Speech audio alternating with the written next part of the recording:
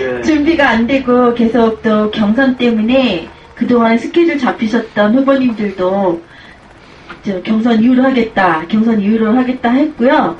하셔서 계속 스케줄이 밀리고 오늘은 깜짝 인터뷰 종로 곰돌이 김원일 후보님과 같이 깜짝 인터뷰 들어가도록 하겠습니다. 네, 시청자 여러분 안녕하세요. 김원열입니다. 종로 곰돌이 애칭으로 그렇게 불립니다. 예. 종로에서 오늘 얘기를 들어보니까 예. 무슨 민주당 쪽에서 단수 후보? 예. 단수 후보가 뭔가요? 처음 들어보는데. 그게 원래 이제 복수 후보일 경우에 국민 경선을 하는 게 민주당 약속이었는데 그거를 깨고 전략 공천이라는 미명하에 바로 그 한 명을 그냥 확정을 지은 겁니다. 그러니까 나머지 단독으로? 그게 단수 한 명. 그래가지고 나머지 예비 후보들이 지금 이게 말이 안 된다. 경선은 원래 그렇게 한 명 추천은 뭐 전략 공천으로 하는 것이 있긴 있겠지만 이렇게 후보들의 경선 계획마저도 박탈하는 그런 건 또 처음인 것 같은데요?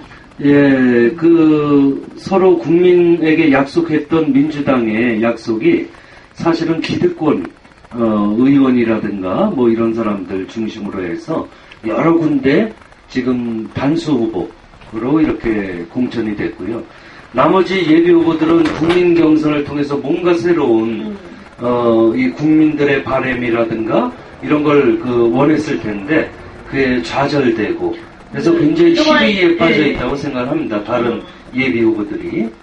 지금 경선 때문에 난리가 난 게 통합진보당 후보님도 오늘 경선 때문에 다들 국민통합당, 통합진보당 전부 다 경선 때문에 난리인데 저희가 촛불 그쪽에서도 가서 이야기를 했듯이 민주통합당이 공천이 지금 정말 잘못됐다. 한미 FTA 폐기를 하고 당론을 정하고 그렇게 가기로 했는데 또 당대표 할 때는 또 한미 FTA 폐기 이야기를 막 하고 그랬었는데 정작 공천하시는 그런 공천위원인 사람들은 한미 FTA를 폐기하는 사람들이 아닌 찬성하거나 방관한 사람들로 그래서 그 공천위원들을 잘못됐다. 그래서 2박 3일 농성을 또 했고, 그런 다음에 또 지금 경선이 면접을 보지 않습니까? 민주통합당에서는 면접을 봐서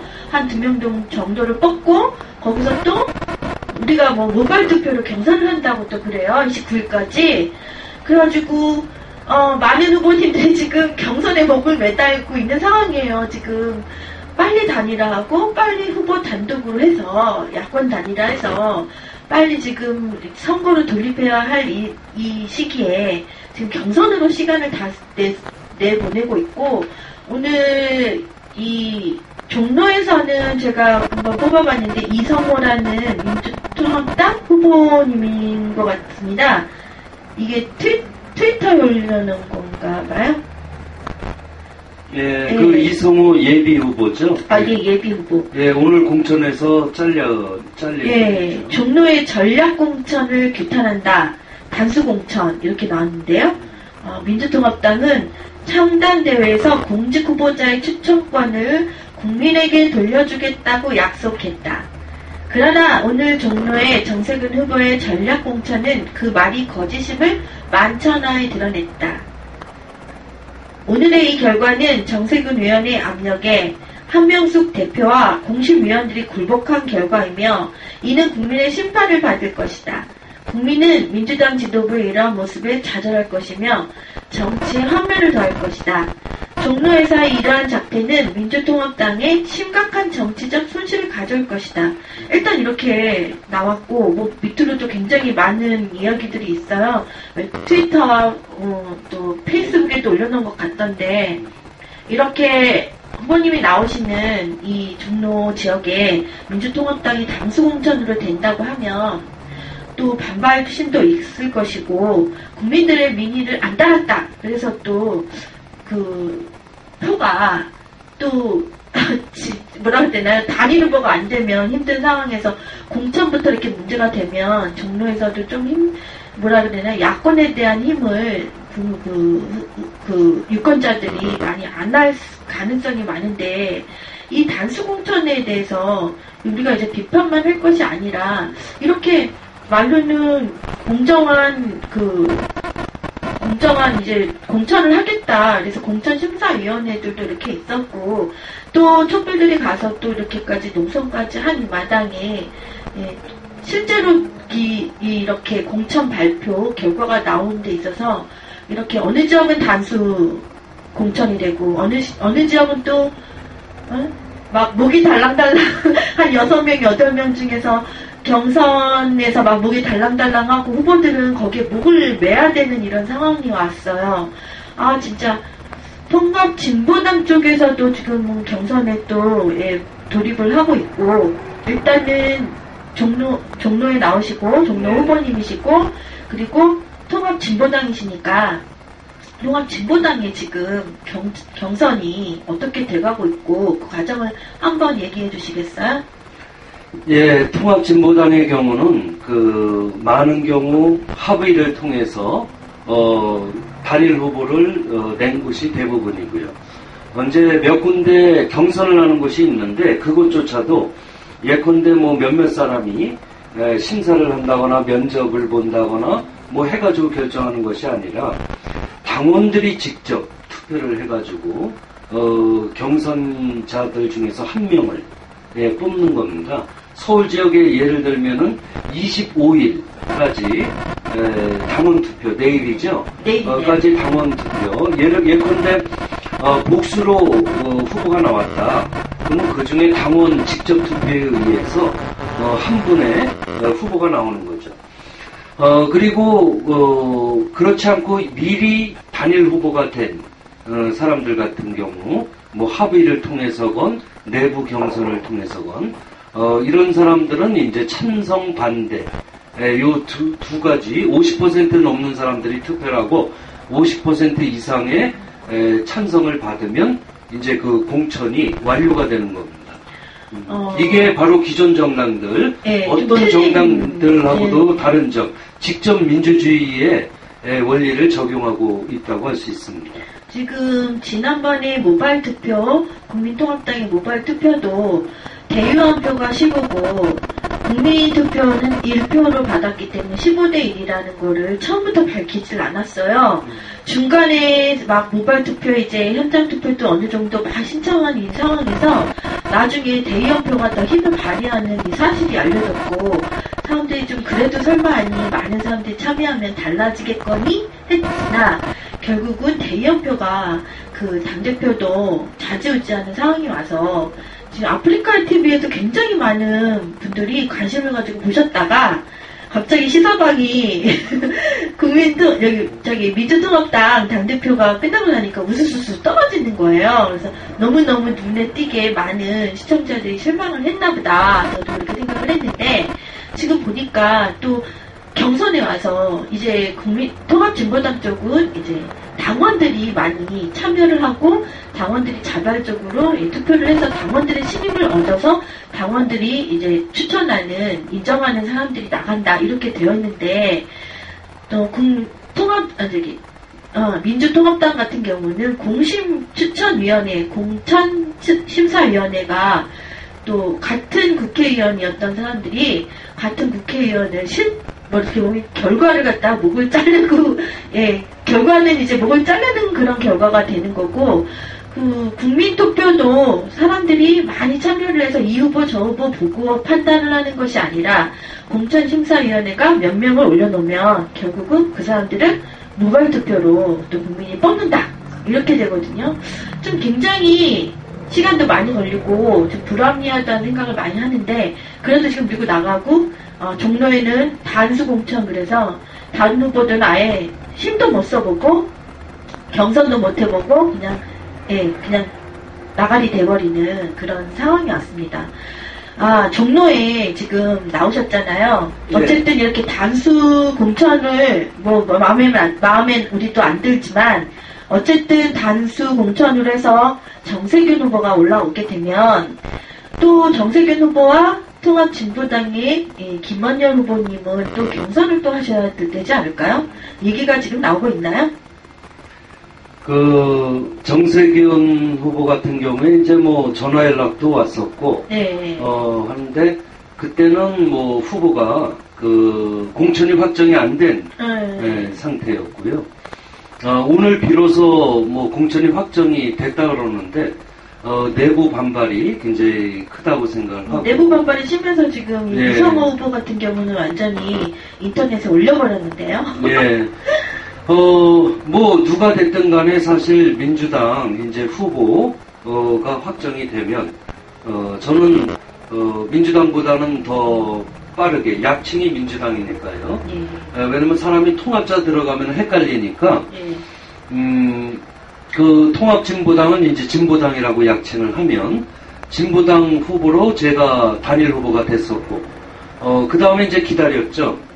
그건 뭐냐면은 어떤 후보가 되든 간에 하여튼 그 논의를 이제 해볼 수가 있을 텐데 내일 종로 찬반 투표, 당원 찬반 투표가 이제 확정되고 나면 선대본부에서 논의를 할 테고 그러면은 선거 연대 연합에 대한 기본 원칙과 기준을 설정을 하고 뭐 이야기할 수는 있겠죠. 그런데 저는 요번에 그 공천 과정을 이렇게 민주당의 공천 과정을 보면서 매우 구태의연하고 이게 변화를 모르는구나. 지금 세상은 엄청나게 변하고 있는데 민주당은 그 예전 모습을 그대로 그것도 문제점이 있는 방식으로 진행이 되는 모습을 보면서 아니 여기 보니까 과연 어떻게 정세균 후보가 새로운 민주통합당의 정체성에 부합하는가라고 같은 예비후보가 이런 얘기를 했고 저도 이게 그 다음에 이렇게 다 읽어드릴 수는 없지만 그동안 중앙정치의 잘못으로 여러 번의 좌절을 맛보았던 나로서는 정치 재개는 쉽지 않은 결단이었다 이렇게 나왔어요. 이게 저도 그걸 굉장히 공감하는데 초선으로 나와서 정계 입문을 하려고 하면 정치의 문이 좁다는 거죠. 그만큼 기득권이 잔들 잡고서 비례대표도 꽉 잡고 있고 또 더더군다나 이 경선하는 이 상황에서도 기존에 국회의원을 했었던 사람들이 아무래도 유리한 이 위치에 있으니까 경선을 해도 초선 자기가 이제 국회로 나가게 해서 초선 의원의 꿈을 가진 그런 초선 예비 후보들은 그렇게 많이 나갈 수 있는 그런 제도가 없다는 거예요. 공평하게 같은 위치에서 경선을 할 수 있는 그런 것이 없다는 거예요. 그러니까 저도 이거를 굉장히 저도 공감을 하고 있고, 민주통합당의 국민경선은 이성호 예비후보님한테 나름 희망을 주었고 결단의 용기를 주었으며 2달 만에 그동안의 동지들이 다시 새롭게 결단을 할 수 있었다. 그러니까는 본인께서도 정치 입문을 하기 위해서 굉장히 노력을 하셨고 그걸 위해서 몇 달 동안 하셨다가 전략 단수 공천이 딱 돼버리니까 완전히 절망을 하셨다는 그런 이야기인 것 같습니다. 오늘 또다시 좌절하지만 또 다른 희망을 만들어야 한다. 종로가 더 이상의 중앙정치의 뒤치다거리의 대상이 되지는 말아야 하며 개인의 야욕의 충족을 위한 허구의 정치 일번지에서 벗어나야 한다. 종로인의 한 사람으로서 더 이상의 반복을 끊어내고 싶다.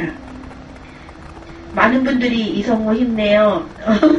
더러운 놈들일세 혁신? 이순신 장군은 싸우고 후방에서는 헤쳐먹고 예나 지금이나 똑같네. 기회는 줘야지. 전략? 단결의 경쟁이 전략이 아니고 자기들 자리 차지하자는 전략이구만. 아무리 생각해도 해도 너무 안 해요. 뭐 이렇게 막 올라오고 개탄설인입니다. 기민해 주십시오. 막 올라왔네요. 트위터, 페이스북 같은데 아우 정말 이렇게 초선 이렇게 김원열 후보님처럼 당은 다르지만 통합진보당의 김원열 후보님처럼 초선 의원의 꿈을 안고 내가 정치를 나가겠다가 정치로 나가겠다고 이렇게 나오시는 초선 의원님들이 이번에는 정말로 많은 당선을 해서 새로운 정치를 이뤄주시기를 하는 저의 바람입니다. 며칠 전에 또 거리 선전전 나가시고 지금 막 명함도 돌리고 그러지 않으세요? 지금 후보님들의 선거 홍보는 그거밖에 없다면서요. 명함 돌리기. 그것도 후보님과 사무장님 아니면 직계인 사람 전속, 예. 전속인 분들만 이렇게 명함을 돌릴 수 있고, 다른 사람이 돌리는 것도 불법이라고 또 이렇게 하고 있고, 그래서 뭐 선전전이라든지, 뭐 통합진보당 알리는 선전전 이런 걸 하시는 걸 봤는데, 그 진행 사항에 대해서 한번 이야기해 주시겠어요? 예, 저는 이제 아침, 저녁으로 기본 출퇴근 시간이죠. 주로 지하철역, 예컨대 뭐 동묘역이라든가 창신역, 경복궁역 등등 해가지고 해화역까지 이렇게 주민들을 만납니다. 만나서 이제 명함을 돌리고 그 다음에 우리 당원들이 통합진보당을 알리기 위해서 거리에서 이렇게 선전을 하는 거죠. 통합진보당을 알리고 그리고 통합진보당 당원 가입을 권유하고 뭐 이런 활동을 하고 있는데 워낙 선거법이 제한적이고 그래가지고 저는 뭐 그렇게 당을 홍보하고 할 때도 멀리 떨어져서 주민들 만나가지고 명함 돌리고 근데 제가 명함이 굉장히 많이 소용되더라고요. 그러니까 많이 쓰이고 그러는데 저는 그 명함을 돌릴 때마다 느끼는 게 주민들이 일단은 친근감을 갖고 대해주시고 또 용기를 이렇게 북돋아 주시는 분들이 또 계시고 해가지고 상당히 즐거워요.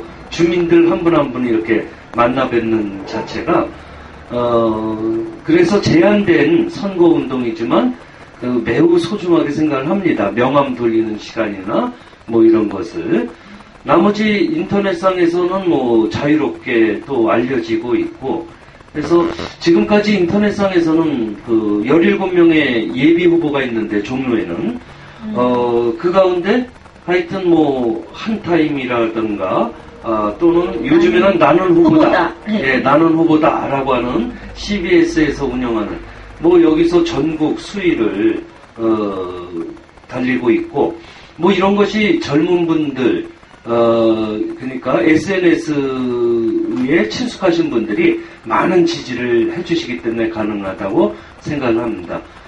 이렇게 시청자분들도 아마 함께 힘을 보태 주셨다고 생각을 하고 그런 점에서 고맙게 생각을 합니다. 고맙습니다. 어떠세요?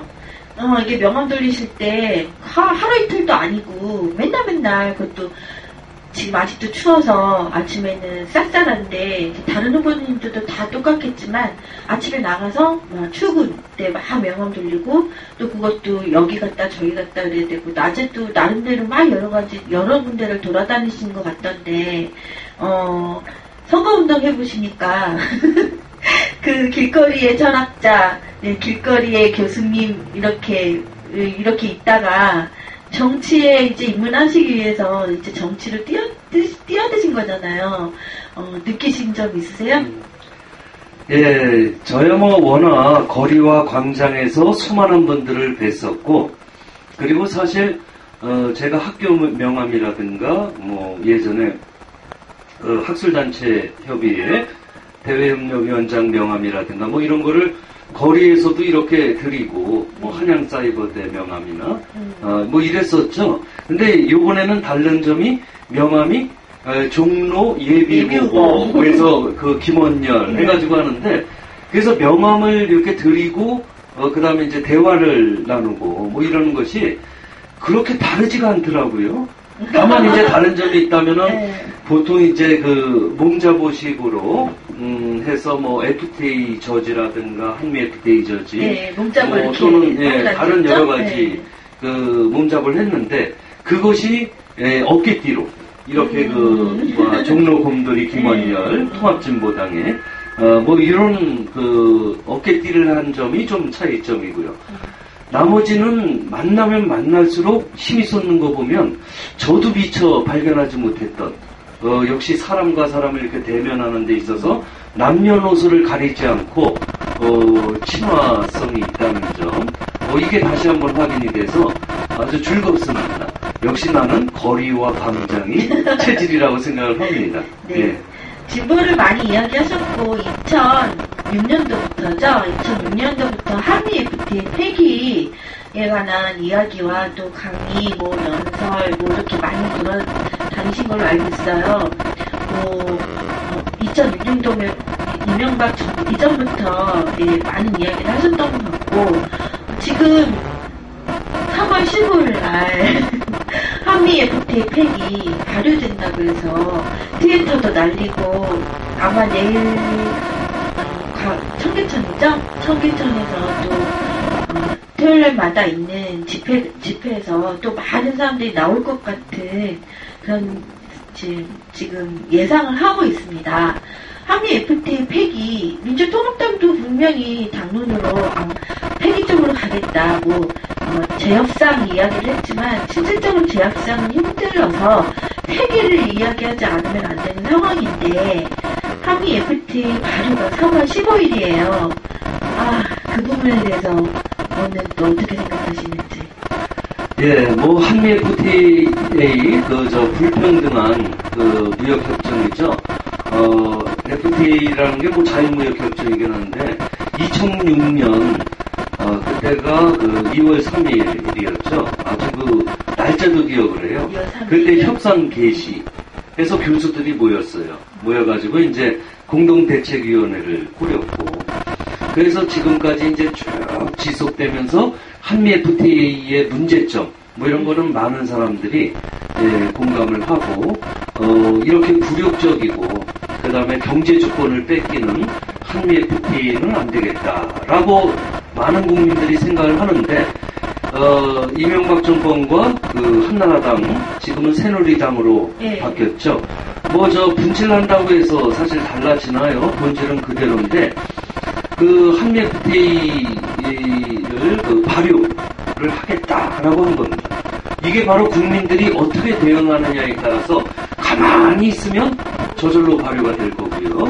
내일 있을 일정이 답답합니다. 광화문의 이순신 장군 동상 그쪽에서 종로위원회, 통합진보당 종로위원회가 여러 가지 활동을 합니다. 한미 FTA 폐기라든가 또는 통합진보당을 알리고 하는 활동을 시작해서 오후 4시에는 청계광장에서 바로 통합진보당 수도권 후보들 저같이 이제 후보들이 모여서 한미 FTA 폐기 바로 서약식. 그러니까 서약식도 하나요? 그걸 단체로 기자회견 겸해서 내가 당선이 되면 확실하게 한미 FTA를 폐기시키겠다라는 것을 서약을 하는 겁니다. 이거는 국민들과의 약속이기 때문에 어느 당처럼 국민과 약속해놓고서 지키지 않는 이런 당들 하고는 다르죠. 2박 3일 농성을 하고도 말로는 들어가서 대표단이 들어가서 추운 날 촛불 농성당을 밖에다 방치하고 경찰들 막은 부분에 대해서는 사과를 한다 이렇게 얘기를 했는데 무슨 그렇게 일들이 바쁘다고 경선이 바쁘다고 결국은 기자회견을 하고 저희 끝날 수밖에 없었어요. 일단은 한미 FTA를 폐기로 가겠다 얘기했고 공천도 우리가 요구하는 식으로는 가겠다 이야기를 하는 이 상황에서 계속 농성을 할 수 없었기 때문에 농성을 접긴 접었는데 제 영상 클립에 가면 영상 다 있습니다. 퍼다 주세요. 그랬는데 결국은 우리에 대한 나와서 이렇게 진실하게 태도를 보여준 건 솔직히 없어서 제가 아쉬웠었거든요. 이런 식으로 한 입 가지고 두말을 하거나 아니면 분리하면 조금 이렇게 하는 그런 모습을 보여서 굉장히 많이 좀 실망? 아니면은 분노? 이런 게 있는데 통합진보당은 그래도 아직은 거대한 야당이라도 못 해보셔서 그런지 많은 이야기들을 하시고 있고 또 실천하시는 편이세요. 내일 4시에, 2시인가요? 네, 그거는 종로위원회에서 종로위원회에서 활동하는 2시, 거고요. 예, 2시죠. 2시부터 그 다음에 종로위원회에서 4시는 한미 FTA 폐기 기자회견 겸 서약식. 그리고 5시가 중요하죠. 그게 바로 그 범국민 촛불문화제 한미 FTA 폐기. 그래가지고 아마 많은 국민들이 보이실 거라고 생각합니다. 요즘에 이전에 굉장히 추웠는데 요즘에는 그래도 낫더라고요. 이 손이 이렇게 명암을 돌리다 보면 이 오른손이 이 왼손보다 아니 여기 왜 이렇게 이게 살짝 얼었었어요. 그래서 진짜 부모님들도 장난이 아니시군요. 고생이. 그런데 요즘에는 아주 날씨가 꼭 마치 봄날 같아가지고 상당히 밖에 나오기가 좋습니다. 뭐 내일 좀 추워진다 그러는데 추워봤자 이제는 예전의 그 추위보다 훨씬 나아지기 때문에 나아지겠죠. 네, 많은 국민들이 그 청계광장으로 나오지 않을까. 좀 많이 좀 나와주세요. 한미 FTA 폐기 꼭 해야 합니다. 누누이 제가 얘기해드렸듯이 나라를 팔아먹는 그 매국노 같은 짓이라는 게 드러났고, 그리고 꼼수. 노무현을 물고 들어가는 꼼수. 노무현 때도 하지 말라고 그랬던 걸 왜 굳이 자기네 하면서 왜 노무현 대통령을 걸고 넘어지는지 모르겠습니다. 노무현 대통령이 한 한미 FTA는 미국에서 안 했거든요. 자기네들한테 유리한 게 아니기 때문에. 근데 이명박이 한 한미 FTA는 우리나라가 먼저 한 게 아니라 미국에서 먼저 도장을 찍었어요. 그리고 발효도 같이 한다고 하더라고요. 이런 상황에서 잘 보시면 무엇이 다른지, 한미 FTA가 왜 다른지, 또 좀 아까 전에 이 바깥에서 뉴스 하는 거 보니까 한중 FTA도 또 난리더라고요. 이제 우리 한유 FTA도 어느 정도 지금 체결된 상황으로 알고 있는데, 한미 FTA가 이렇게 막 우리의 모든 걸 그 주권을 상실한 그런 한미 FTA를 가버리니까 제가 전에 얘기했듯이 다른 나라도 똑같이 우리한테 요구를 하는 거예요. 너희네 이렇게 미국하고는 이렇게 조약을 했으면서 왜 우리나라하고는 이렇게 안 해? 이렇게 나가는 거죠. 한중 FTA도 지금 또 난리가 났더라고요. 우리나라 지금 다른 나라들한테 거덜나는 그런 상황이 오는 것 같아서 한숨만 푹푹 나오는 상황입니다. 총선에 승리해야지만 우리가 한미 FTA 폐기로 갑니다. 내일 많이 나와주시고요. 한마디 또 종로에서 아까 정세균 후보 당첨 공수 됐다고 하는데, 당첨 공수 된 정세균 후보하고 어떻게 싸우시는지. 단수 공천? 네, 단수 공천. 그 전에 한미 FTA와 연관해서 말씀을 드릴게요. 한미 FTA 같은 경우에는 사실은 초기 2006년 안이 괜찮았고, 그 다음에 지금 이명박 정권의 한미 FTA 안이 더 나빠졌다라고 얘기하는 경우가 있는데, 한미 FTA는 기본적으로 매우 잘못된 방식의 협상이었어요. 시작부터가. 우리가 흔히 첫 번째 단추를 잘못 끼우면 연달아 잘못되죠. 그러니까 첫 단추를 잘못 끼웠다라고 하는 그런 거에 해당이 되는데, 그 이유가 2006년 당시 협상에서 나왔던 문제와 지금의 한미 FTA 발효하려고 하는 이것이 굉장히 유사해요. 몇 가지 부분만 좀 차이가 있고, 그런데 이제 좀 전에 질문하신 종로 정세균 후보와 어떻게 이게 대응을 할 것인가? 어떻게 대응을 하실 수 있으실까요? 당적으로 보면은 새누리당이나 민주통합당이나 지금 구태의 모습을 그대로 보여주고 있거든요. 말로는 혁신, 새로운 변화 이러는데 사실 본질적으로 변화가 안 돼요. 그 공통점이 뭐냐면은 재벌과의 친화성입니다. 무슨 얘기냐면 새누리당이나 민주통합당이나 말로는 재벌 개혁이라든가 이런 걸 얘기할 수는 있어요. 그러나 그 사람들이 그동안에 정치적으로 기득권을 누릴 수 있었던 것이 바로 재벌과의 친화성이거든요. 한미 FTA는 뭐냐? 그거는 미국이나 한국의 다국적 그 기업, 그러니까 우리말로 하면은 재벌들, 그리고 좀 더 엄밀히 얘기를 하면 초국적 그 자본가 계급들의 이해관계 속에서 한미 FTA가 이루어지는 거거든요. 그렇게 했을 때 정세균 후보 같은 경우는 지금까지 뭐 단수 공천을 받았다 그러는데 지금까지 모습이 어땠느냐면은 2006년, 7년 뭐 이렇게 진행이 됐을 때 바로 그 한미 FTA를 찬성했던 사람이고 지금도 민주당 내에서 아주 모호한 그러니까 입장이 모호한 사실은 한미 FTA를 했으면 좋은데 왜냐면 이게 기업가 입장에서는 또 장사꾼 입장에서는 뭐 그게 맞아요. 규제가 풀리기 때문에 너무너무 좋아해요. 자영업자는 몰라가지고 그러나 이제 대기업 장사꾼들은 아무래도 한미 FTA가 되면 시장이 조금 더 는다고 보는 거죠. 그런데 우리나라 대기업의 특징이 상당히 많은 문제를 안고 있는데 외국인 소유 지분이 뭐 과반을 넘는 검은머리 외국인 뭐 이런 사람들에서 이게 우리 사회에 긍정적인 역할을 별로 하지도 않을 텐데 극소수의 1%도 안 되는 0.1% 또는 0.01% 정도의 아주 극소수의 사람들만이 이익을 보고 그렇죠. 국민 대다수는 손해를 보거든요. 그렇게 했을 때 한미 FTA에 대한 입장에서 명확히 새누리당의 어떤 후보가 이번에 공천을 받을지 모르겠지만은 새누리당의 이동관 아닌가요? 아직 뭐 확정은 안 됐고요. 확정은 안 됐지만 이동관. 뭐 현재 누가 유력한지 뭐 이건 잘 모르겠어요. 거기 한나라당이 여러 후보들이 또 있으니까. 벌써 언론에서는 전화 온 거 이제 설문조사 이런 거 오면 종로 지역에 누구 후보 이렇게 하는데 통합진보당이나 다른 그런 당은 물어보지도 않더라고요. 기타로 되더라고요. 기타. 그리고서 누가 새누리당의 이동관 후보가 괜찮게 생각하십니까? 아니면 민주통합당의 정세균 후보를 괜찮다고 생각하십니까?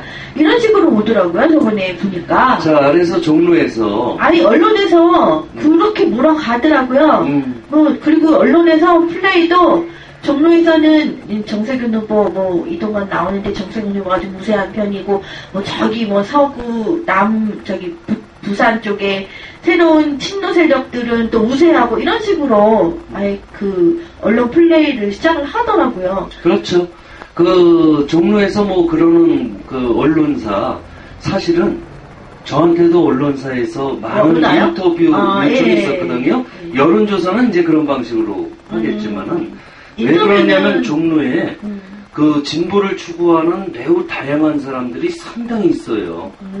그런데 그동안 이렇게 이제 나뉘어져 있었어가지고, 그래서 이제 힘을 많이 발휘 못했지만, 요번에 결집이 될 건데, 왜 그러면 내가 인터뷰나 이런 거를 대부분 고사하거나 사양해왔느냐? 아직 저는 공식 출마 기자회견을 하지 않은 상태입니다. 그러니까 예비 후보는 등록돼 있어도, 왜 그랬느냐면, 통합진보당에는 3명의 후보가 있었어요. 그런데 이 사람들을 제껴놓고 내가 대외적으로 얼마든지 할 수는 있지만 그거를 자제를 했죠. 그런데 최근에 하여튼 확정이 됐잖아요. 김원열로 단일 후보가 됐고 굉장히 그러니까 아름다운 방식으로 원래 경선이라든가 이런 게 아름답기가 힘든데 한 분은 자진 사퇴하고 또 한 분은 운영위원회 겸 대의원대에서 경선의 형식을 갖춰서 저로 단일화됐거든요.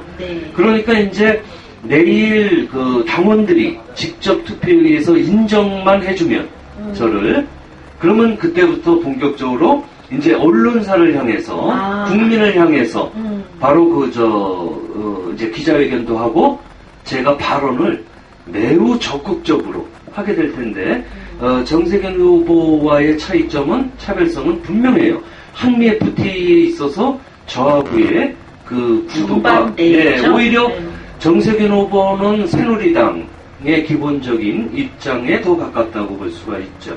그런 점에서 한미 FTA를 찬성하거나 모호한 한쪽과 저처럼 한미 FTA를 온몸으로 그리고 저수를 통해서 말씀하셨듯이 강연이나 여러 가지를 통해서 거리의 철학자라고 예. 별명이 있으시잖아요. 그러니까, 촛불 교수. 뭐 네, 거리와 광장에서 그러니까 2008년 촛불이 이루어지기 훨씬 전에도 바로 그 2006년에도 촛불들을 들고 많은 사람들이 한미FTA를 저지하기 위해서. 거리 어디를 다니셨어요? 2006년도부터 한미FTA 안 된다라고 이야기를 하셨고, 위선희 교수님도 있었고, 저희가 지금 쭉 뜯어보면, 지금 뭐 쌍용도 있었고, 뭐 기룡도 있었고, 거리 안 나가는 데가 없었거든요. 네. 예, 그리고 또 사대강, 저는 맞아, 여주 입포보를 얘기를 안 할 수가 없네. 또 갑자기 또 생각이 나는데 그때 여주 입포보를 예, 제가 막 가야 된다고 하니까 급하게 또 차를 대절해서 내려가셨는데 저는 그때 되게 감탄을 했거든요. 저는 기자증이 있어도 그 찬성하신 주민들이 굉장히 좀 위협적이었거든요.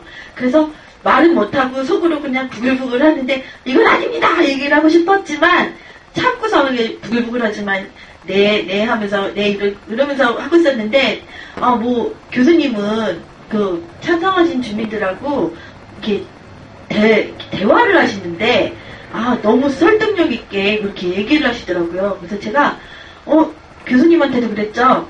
굉장히 교수님한테 감탄을 했어요. 제가 얘기 드렸잖아요. 정말 이야기가 안 통하는 그런 사람들하고 어떻게 그렇게 대화를 그렇게 잘 설득력 있게 하느냐 이런 이야기도 했었었고 여주 입포보도 있었고 뭐 거리마다 얼마 전에 한미FTA 문제로 또 잡혀가시기도 하셨고 도대체 어디를 가셨나요? 현장을? 사실 뭐 현장이라고 하는 거는 이전에 대학생 때도 수많은 거리와 그 현장을 다녔고요.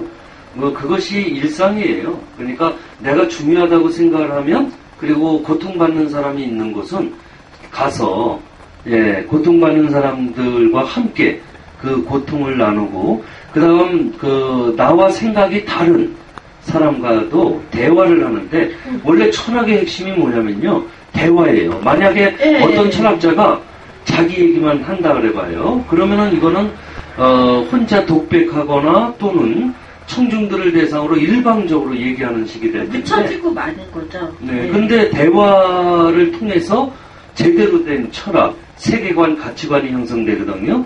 그래서 제가 강의를 할 때도 그렇고 또 사람들을 만났을 때도 끊임없이 그 경청하고 제 의견을 얘기하고 이런 게 이제 생활화돼 있다 보니까 아마 그렇게 보이셨던 것 같은데 항상 그래요. 한 얘기밖에 안 했잖아요. 나가라. 우리가 이제 집회하겠다. 이 상황에서 도저히 얘기를 한다는 게 불가능했었었는데 이렇게 조근조근 이런 이건 이렇고 저건 저렇고 얘기를 하시는 모습이 좀 특별나 보이셨고 그래서 저는 그 김원효 후보님이 만약에 정치인이 되신다고 하시면 뜻이 다른 이런 다른 당에 있는 사람들도 대화로서 이렇게 이렇게 많이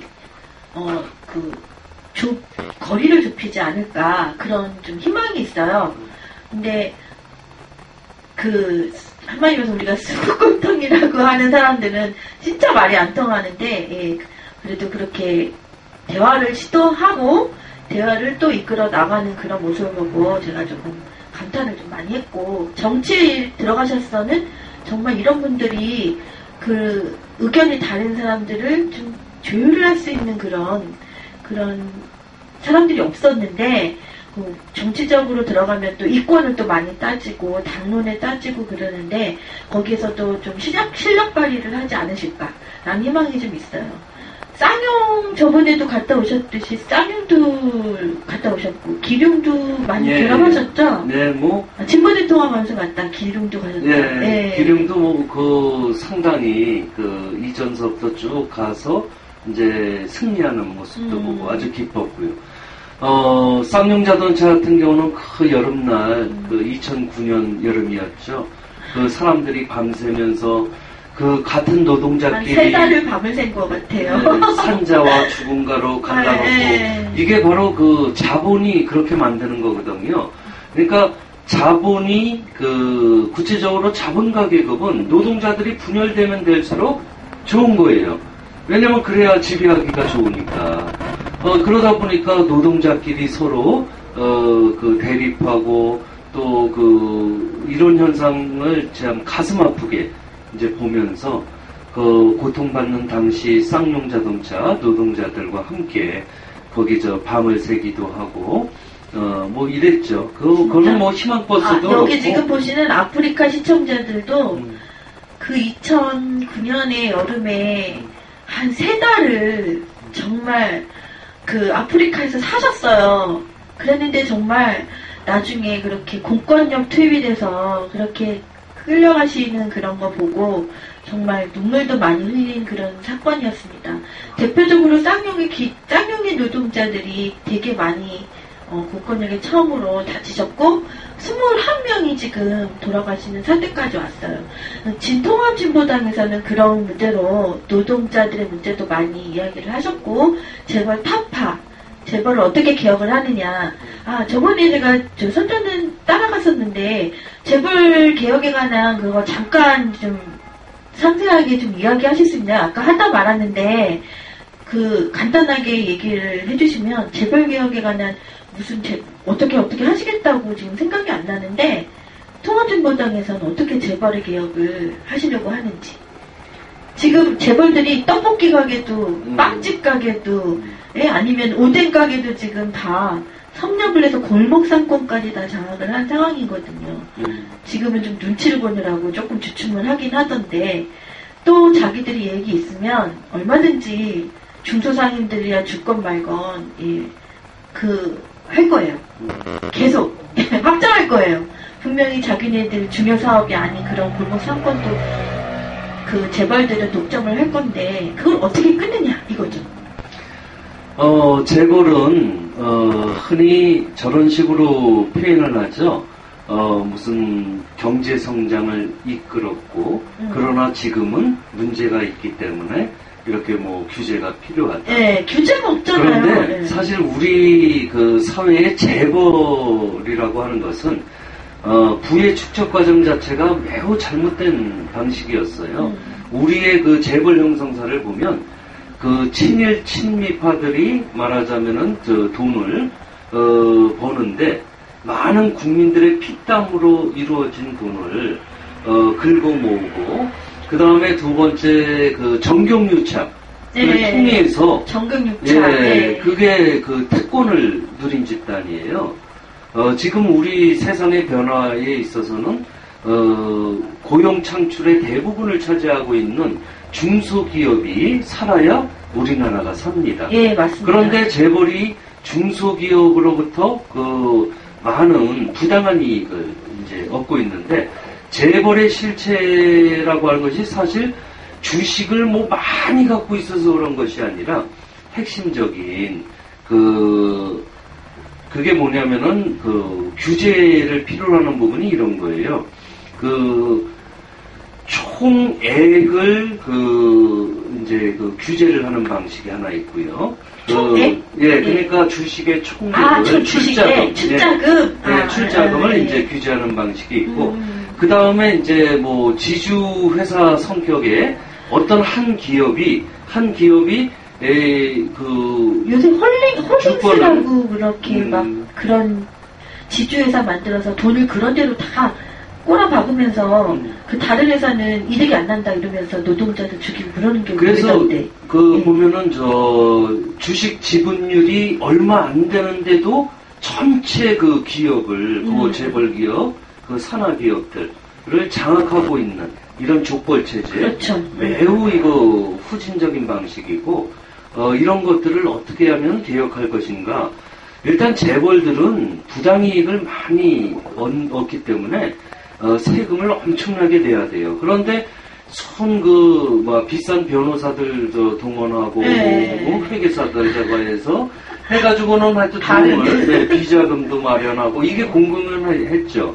그래가지고는 정치자금 되고, 또 자신들이 입법이라든가 이런 것에 자신들에게 유리하게 하고 김앤장이나 바른 그런 법무회사들이 엄청난 재벌한테 이기게 하는 소송을 엄청나게 하고 있죠. 예, 제가 그거를 사법정의 국민연대 네, 이제 네. 공동대표이기도 한데요. 우리 사회가 정말 사법피해자들이 너무나 많아요. 그러니까 무전유죄, 돈 없으면 완전 죄가 되는 거예요. 네. 이 사회에서. 이 돈 중심의 사회에서. 그 다음에 또 돈 있으면 그 유전무죄라 그러잖아요. 비싼 그 변호사 사가지고 정관이유 받는 변호사 사가지고는 그 승소하고. 아니, 정관이유 같은 얘기하셔서 그러는데 정관이유 있는 그 판사나 변호사들을 왜 그렇게 혜택을 주는 건가요?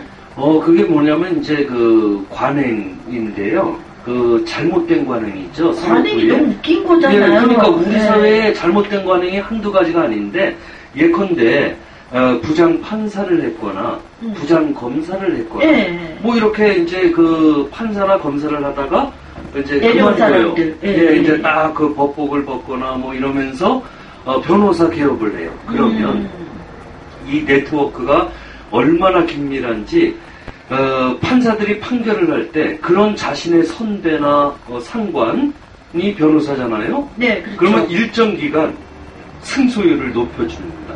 그러니까 완전 사법부 내에서 짜고 치는 고스톱이죠. 말하자면. 그래서 돈 벌게 해줘요. 그 사람들한테 돈을 싸들고 들어가서 나 좀 잘 되게 해주십시오 하면 그 사람 대우받는 그런 변호사나 이제 판사를 했던 사람들이 정관 예외에 의해서 그 사람이 잘못을 했던 안 했던 승소할 가능성이 많으니까 그렇게 관행으로 해왔다는 그거네요. 네, 그 병폐가 아주 쓰거리네요. 네, 그게 정관예우라고 하는 거고요. 네.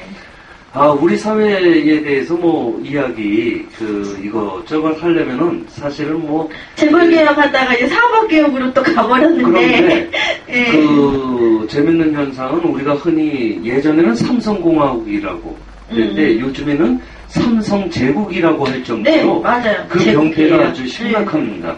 무슨 얘기냐면 이 재벌이 바로 정계, 법계, 학계, 언론계 다 우리 사회를 장악을 하고 있는 거예요. 돈으로서 사람을 키워서 자기 세력으로 만들어서 자기들의 이익을 챙기는 그런 게 많아서 삼성이 떡밥을 키웠다 이렇게 또 나오고 있죠. 그러니까 이것도 되게 문제예요.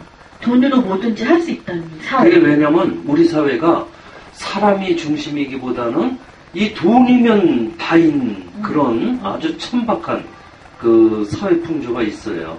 거기에는 역사적, 사회적 맥락이 있는데 어느 사회든지 이 돈 중심인 사회에서는 인간의 어떤 가치라든가 이런 게 경시되고 생명이 무시되고 뭐 이러는 현상들이 결국 우리 국민들이 노무현 대통령도 잘하신 것도 있고 못하신 것도 있지만 그건 정말 원칙과 상식이 통하는 사회라든지 그 원칙이 상식이 통하고 그리고 사람 사는 세상 이렇게 얘기하셨던 게 우리들이 깨워야 한다라고 또 이야기하셨죠. 김대중 대통령도 오늘 사람이 완벽하지 않기 때문에 못하신 부분도 있고 잘하신 부분도 있지만 그 전에 대통령들은 아예 제쳐놓고요. 그 말씀들이 우리가 자각을 해야 되는 게 맞습니다.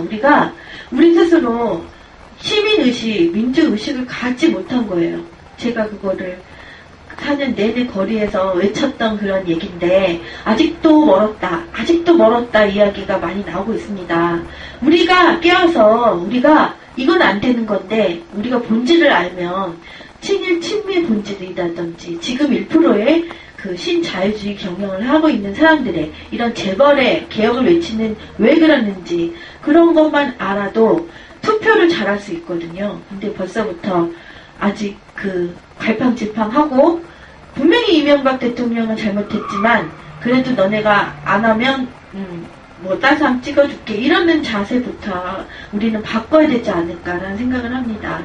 지금 김원일 교수님하고 재벌개혁하고 사법개혁까지 이야기를 했고요.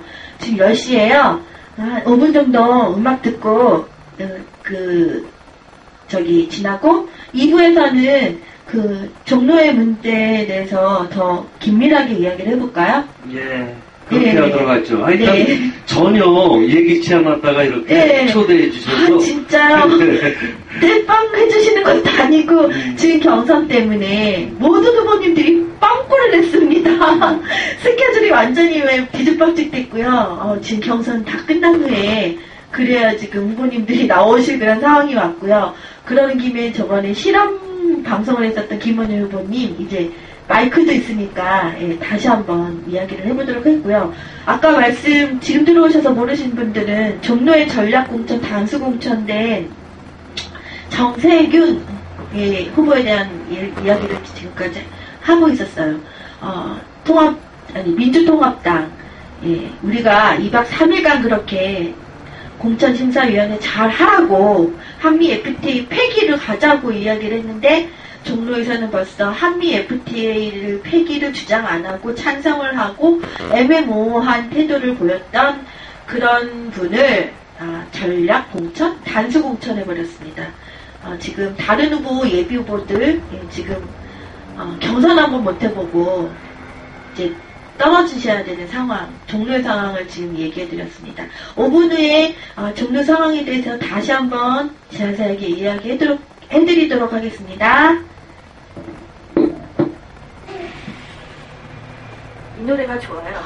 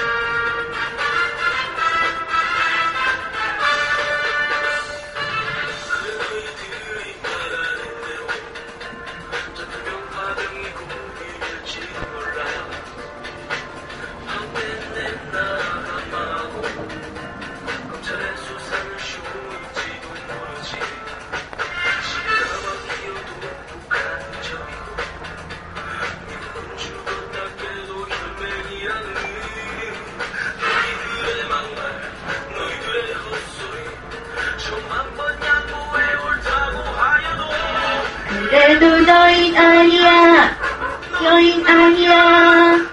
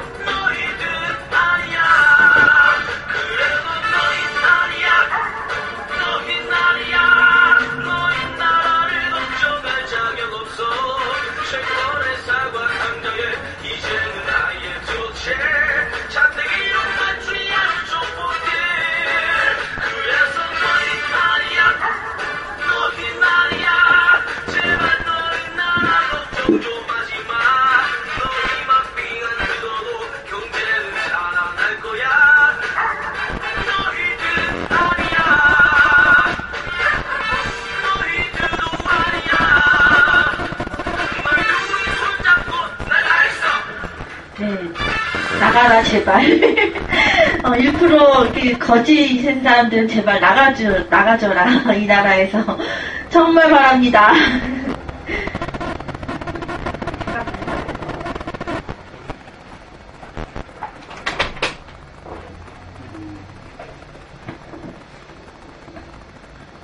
이렇게 또, 곰돌이 상징을 가지시고, 붙이시고, 종로 김원현 후보님 2부 시작하도록 하겠습니다. 종로, 아까 얘기했었죠? 단수공천한 정세균 후보하고 아까도 1부에서도 어떻게 싸우실 겁니까? 그랬더니 정말 한미 FTA 문제가 극명하게 다르기 때문에 그걸로 싸움을 이어가시겠다 이렇게 얘기를 하셨는데 두 번째로 또 후보님의 그게 뭐죠? 하시고자 하시는 그런 그 제도 아니면 부르짖으시는 이루고자 하시는 종로나 우리나라에서 이루고자 하시는 그런 그 제도 이런 거 있으시죠? 네. 네. 한미 FTA 폐기를 앞장서서 이렇게 주장하고 그러면은 이제 흔한 얘기가 2006년도부터 나왔던 얘기가 그러면 대안이 뭡니까? 그러면 대안이 뭐냐? 뭐 이러거든요. 예. 대안은 명백히 제가 그러니까 종로에서 당선이 돼서 추구할 목표가 있죠. 그게 바로 복지국가라고 하는 개념이에요. 그러니까 복지국가라고 하는 것은 그 국가의 한 형태고 굉장히 중요한 의미가 있는데 적어도 지금 이곳에서 태어난 그리고 앞으로 태어날 미래 세대들까지 포함해서 태어나면서부터 죽을 때까지의 전 과정에서 최소한 복지가 이루어져야 된다. 그것도 보편적인 방식으로 이루어져야 된다라고 하는 것이 또 보편적 복지 얘기하면은 돈이 어딨어 이렇게 얘기하고 그렇게 얘기하죠. 또 그 돈이 어딨어 이렇게 얘기한 거. 그러면 제가 또 그러면 부자나 가난한 사람이 왜 똑같이 돈을 받아야 돼? 왜 같은 혜택을 받아야 돼? 이런 사람들이 있잖아요. 수국골도. 자, 왜 그렇게 이제 세금이라든가 이런 거를 이제 더 내야 되는 걸로. 물론 어느 정도 더 내야 되는데 부자들이 세금을 더 내고 서민들은 제도로 이렇게 보완을 할 수 있는 문제라는 그런 말씀이시죠?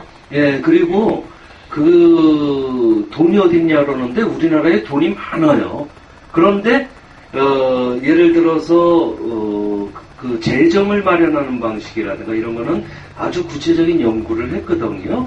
저 같은 경우는 이제 그 복지국가를 만들기 위해서 우리 사회의 대안으로서 복지국가가 이루어지는 데 있어서 재정 문제라든가 이런 거를 연구를 했습니다. 그 결과 이렇게 항시적으로 전쟁 위협이 있는 사회에 이러면 전쟁 비용이 많이 드는 거거든요. 군사비 지출이라든가 이런 것. 그래서 평화체제가 만들어지면 군사비 지출은 상대적으로 적어지고 그게 복지 예산으로 쓰일 수 있고요. 그 다음에 이제 두 번째는 복지를 노동복지라 그래가지고서 일자리 문제가 심각하잖아요. 지금 청년 실업 문제뿐만 아니라 그 장년들도 기존에 저희 세대도 먹고 살기 힘들다고 그러잖아요. 여기 또 올라왔어요. 제발 서민 좀 생각해 주삼. 다 필요 없고요. 배고프고 추워요. 삼촌이하님이 올려주셨어요. 그 사실은 복지의 핵심이 시혜적인 방식으로 정부가 그 몇몇 사람들에게 이렇게 내던지듯이 던져주듯이 그렇게 이루어지는 복지가 아니라 좋은 일자리를 제공을 하고 만들고 하는 것 자체가 공공성을 띠고서 이루어지면 그 자체가 이제 복지의 기초가 되는 거예요. 그러면 별도의 그 재정 주치를 줄일 수가 있죠. 왜냐하면 그 서민들은 일자리를 얻어서 좋고 그리고 또 그것 자체가 이제 정부에서 복지 재정 지출의 측면에서 보면 좋은 일자리에서 일을 하니까 저 사람은 기본적으로 스스로 문제를 해결하고 나머지 이제 공통된 사회적 그 복지 분야에 있어서만 그 제도나 법과 제도를 잘 갖추고 그걸 시행하면 되죠. 그 다음에 복지가 어떤 복지가 돼야 되느냐? 복지국가에 생태 문제하고 밀접한 연관이 있습니다. 생태 환경. 이제는 삶의 질의 문제가 굉장히 중요하기 때문에 우리가 예전엔 생존만이 그 유일한 희망이었을 때가 있어요. 그거는 전쟁 후, 직후, 전쟁 중과 직후, 춥고 배고픈 거죠. 그럼요. 그런데 이제는 그 사람들이 어떻게 하는 게 잘 사는 것이냐. 했을 때 생태 환경적인 그러한 그 문제의식을 그대로 반영한 그러한 복지. 이렇고 이거를 이제 그러면은 다른 후보들은 복지를 외칠 텐데 새누리당도 복지를 얘기할 거고 또 민주당도 복지를 얘기할 거고 복지 이야기하고 있죠. 그렇죠. 그런데 원래 통합진보당이 원조죠. 예컨대 무상급식이라든가 이런 건 10년 넘게 해서 성과를 그런데 다 가져갔어요, 민주당이. 대부분 가져가고. 그래서 그 후보에 후보님, 성진 후보님이 주구장창 그 전에 이야기했던 그런 제도들이 지금 다 이루어지고 있다. 그러기 때문에 지금은 아닌 이런 공약, 이런 제도들이 뭐 지금 어떻게 하는 공약들도 분명히 이루어질 수 있다라는 이야기를 해주셨어요. 네, 그래서 우리 사회의 문제 그리고 또 종로의 특징이기도 한데 저출산 고령화 사회라 그러잖아요. 일단 아이들이 적어요. 그리고 연세 많으신 분들이 늘고. 그건 왜냐? 우리가 출생서부터 탄생서부터 보육 문제, 교육 문제 이런 것들이 걸리니까 선뜻 애를 젊은 사람들이 갖기도 결혼도 잘 쉽사리 못하고 돈이 많이 드니까 그 다음에 또 결혼을 했다고 해도 아이를 갖고 낳고 기르려고 생각하면 안 해요. 예, 그러니까 젊은 요즘에는 부부들이 결혼도 안 하려고 하고 그렇죠. 혼자서 그냥 내가 즐기고 살면 돼 이렇게 생각하는 사람이 늘고 있죠. 친교족들이 늘고 있어요. 근데 이런 것을 사회적으로 예를 들어서 임신을 했다. 그러면 그 출산 휴가를 넉넉히 주고 그러면서도 충분히 생활이 되게끔 한다거나 제도적으로 그 다음에 아이를 낳았을 때는 그 아이를 돌볼 수 있게끔 사회가 책임을 지고 정부가 그런 공공정책으로 만들면 그러면은 어떤 부모가 아이를 갖고 싶지 않겠어요. 그러면 이제 저출산 문제를 할 수 있고. 후보님, 애들 낳는 그 비용이 옛날에는 그렇게 많지 않았어요. 몇백이었는데요. 병원 가서 아이 출산하는데 1,000만 원이 넘어요. 지금. 그래요? 그래서 아이 키우는데 벌써 날 때부터 이렇게 돈이 들어가서 뭐 그동안에 키우면 분유값, 뭐 그렇죠. 기저귀값, 뭐 기본적으로 그건 들어가고 또 뭐 이유식도 만들어 먹어야 되지, 뭐 애들한테는 또 좋은 거라 그래서 엄마들은 또 뭐 유기농 이런 거 비싼 거 사다 먹이거든요. 아이들한테는 또 그러니까 엄청난 돈이 들어가는 거예요. 그 맞벌이를 해서 돈을 벌어도 그 돈들이 다 보육비와 양육비로 들어간다는 거라서 집도 없는 사람 집을 언제 마련하며 또 아이들 뭐 학교 들어가면은 저 같은 경우도 이제 사교육이죠. 사교육으로 엄청난 뭐 치맛바람이라고 하지만 치맛바람에 사교육비, 과외 뭐 이런 거. 과외도 이제 뭐 중학교, 고등학교 되면은 무슨 국영수 과목에 또 따로 해갖고 뭐 한 과목당 몇십만 원이에요. 엄두가 안 나더라고요. 지금 우리 사회 공통으로 이제 해결해야 될 문제가 뭐냐면은 양육과 교육은 사회가 정부가 책임을 져야 됩니다. 그 다음에 그 의료 문제, 돈 없어서 죽어가는 사람이 그렇죠. 없어야 돼요. 그거는 이 땅에 또 한명한테 얘기가 안 나왔었는데. 네, 그 기본적인 권리인 거죠. 그렇게 양육 및 교육 그리고 의료, 주거 이 세 가지는 사람이 살아가는 데 있어서 가장 기본적인 거고 그거를 국가가 책임지는 사회가 바로 그 복지국가. 제가 복지국가를 실현하려고 그러거든요. 그래서 명함에 그렇게 돼 있습니다. 복지국가 실현할 종로의 희망. 샛별 아니세요? 네. 종로의 샛별 김원열 후보 이렇게 명함에 이렇게 있는데 좀 큰 제목이 복지국가 실현할 종로의 희망 이렇게 돼 있거든요. 그래서 이제 복지의 그 세 가지 양육 및 교육 그 다음에 그 의료 그리고 주거 이 세 가지를 하여튼 기본으로 깔고 진짜 그것만 잘해도 주거에는 벌써 우리가 뭐 재개발 뭐 이래가지고 난리 났었죠. 뭐 용산 참사 나서 5명 돌아가시고 그렇죠. 경찰도 돌아가시고 벌써 보육하면은 무상급식 한 해 만에 또 난리 나서 오세훈 내려가고 광명교육감인 또 보복으로 또 막 들어가고 이런 사태가 막 일렬이 지금 말씀하시는 그 안에 모든 사건들이 다 있어요. 진짜 우리 보육 무상 보육도 필요하고 무상 급식도 필요하고 교수님이 말씀은 우리 김원영 후보님께서 말씀하신 대로 출생부터 아이들 클 때까지 교육까지는 어느 정도 이루어져야지만 아이들이 바른 인성을 가지고 그리고 희망을 가지고 할 수가 있어요. 저번에 다른 후보님하고도 얘기를 했던 게 아이들이 희망이 없어서 아이들이 공부도 물론 잘하는 애는 잘하지만 흥미가 없고 다른 거에 특성이 있는 아이들도 있는데 우리나라 교육은 그거를 뒷받침 못해서 특성화 교육 이런 이야기도 하셨고 그런 와중에 우리 청소년들 자살률이 굉장히 높다는 이야기도 나왔었거든요. 이 모든 것이 아이들한테 어느 정도 뒷받침이 되고 공부를 할 수 있게 있는 분위기와 그리고 인성을 쌓을 수 있는 여유 이런 것들이 없고 지금은 오로지 스펙 쌓아라. 공부 잘해 네가 나가서 돈 잘 번다. 엄마들이 부모님들로서 이렇게 해버리니까 아이들한테는 벌써 꿈이라는 게 없는 거죠.